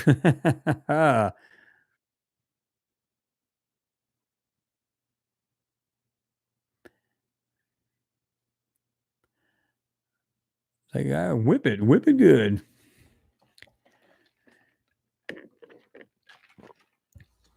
Yeah, guys, we'll definitely have some coming up. We are actually turning the 3 hour mark, so we are going to jump on off this while I still have a voice, which is good. It's been holding up. It's been doing awesome. So, anyway, guys, I'm glad we could do this because we got a lot more of you guys on there this time, and I love the idea because some of you guys have said to me, "Man, dude, it sucks that you did it Friday, man." It's like, well, at this point, now here's the thing: we actually may be moving it back. I don't know how you guys feel about that because at this point, like right now, like I said, my son was in competition in high school, but guess what? Schools are closed down. So has the competitions. So it may not exactly Jason McVeigh rather Devo. But anyway, so we may actually be putting this thing back yet. Let me confirm what's going on with them as far as that. And we may do that. What do you guys think about that? Are you guys down for going back to the Saturday or staying with the Friday? I know a lot of you guys were down, and then some of you guys were like, not so much, right?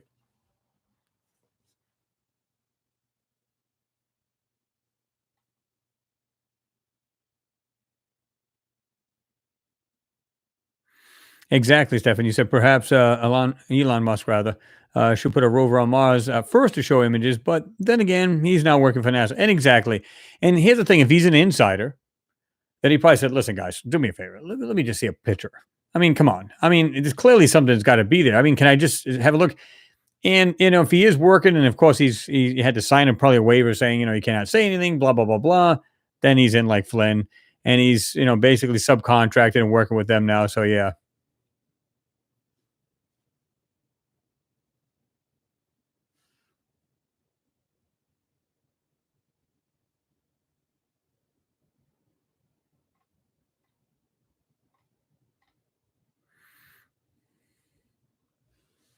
Lance Miss Blanco, love you, Chris. Nothing weird. I like that. I'm glad the way, like the way you put that. Nothing weird.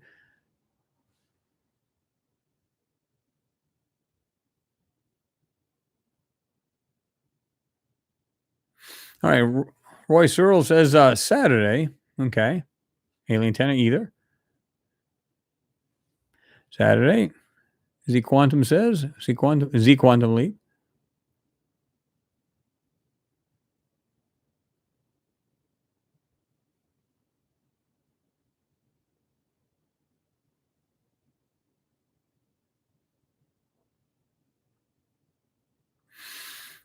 Elaine Walls, you said, have a great weekend, Chris. Thank you, Elaine. You do the same. I hope you have a great weekend and hope you and the family are safe. She said, stay safe, everyone. Sending everyone hugs, love, and light.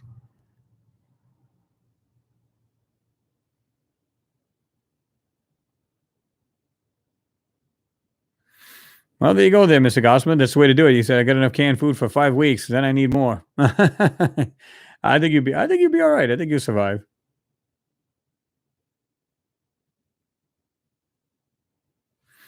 You should be able to.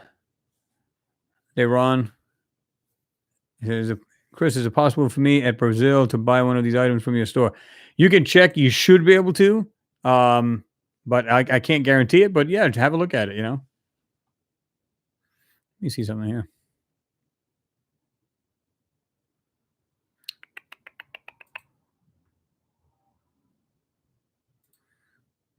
I don't have it in here. Now this the next computer has it on there. Let me see here.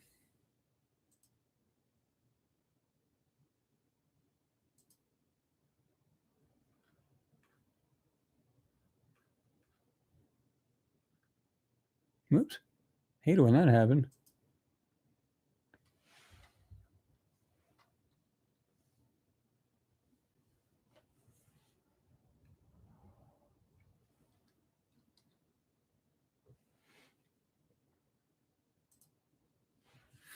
Hmm.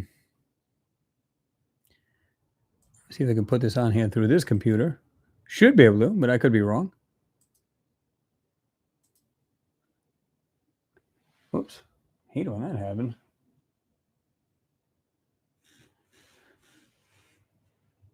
All right, let's see.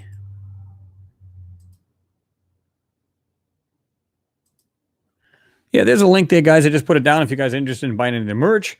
It's always appreciated. It does support the channel. And like I said, it helps out greatly. You know what I mean? And it gives you something actually to wear, which is awesome. It's not just, which is great. Everybody's like, well, you guys have been supportive as far as monetary, but it actually gives you a great opportunity to actually get something you can wear, whether it's a V-neck, a hoodie, whatever, because I've got one of each. And hoodies are warm to hell. The tees are nice and good fabric. It's good stuff.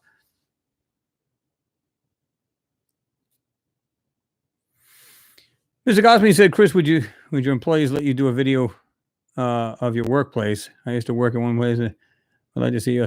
They probably wouldn't, only because, first of all, we don't have time to even actually stop and do that. But yeah.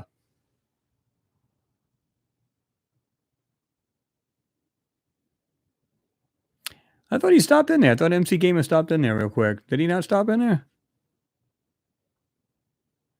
Chris Doors says, hi, Chris. What's going on? I'm actually ready to jump out of here, buddy.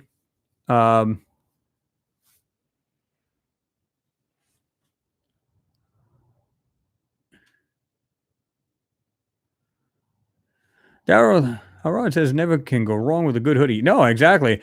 And like I said, the good thing about it is if you say, well, I really don't have the money, I really, and that's cool with me, guys. But I mean, if you say, well, I'd like to get like a shirt or a hoodie, that would be nice. I'm in the market for one. Well, then you got a chance to buy it and support the channel at the same time, right? Oh, you got the premium one, Brian. Yeah, those are warm. That's what I've got. Mine's black. Sweet, man. And you put that thing on. It doesn't feel very thick when you first put it on, but man, I tell you what, the fabric that it is made of, it definitely keeps you warm. At least I find that, right?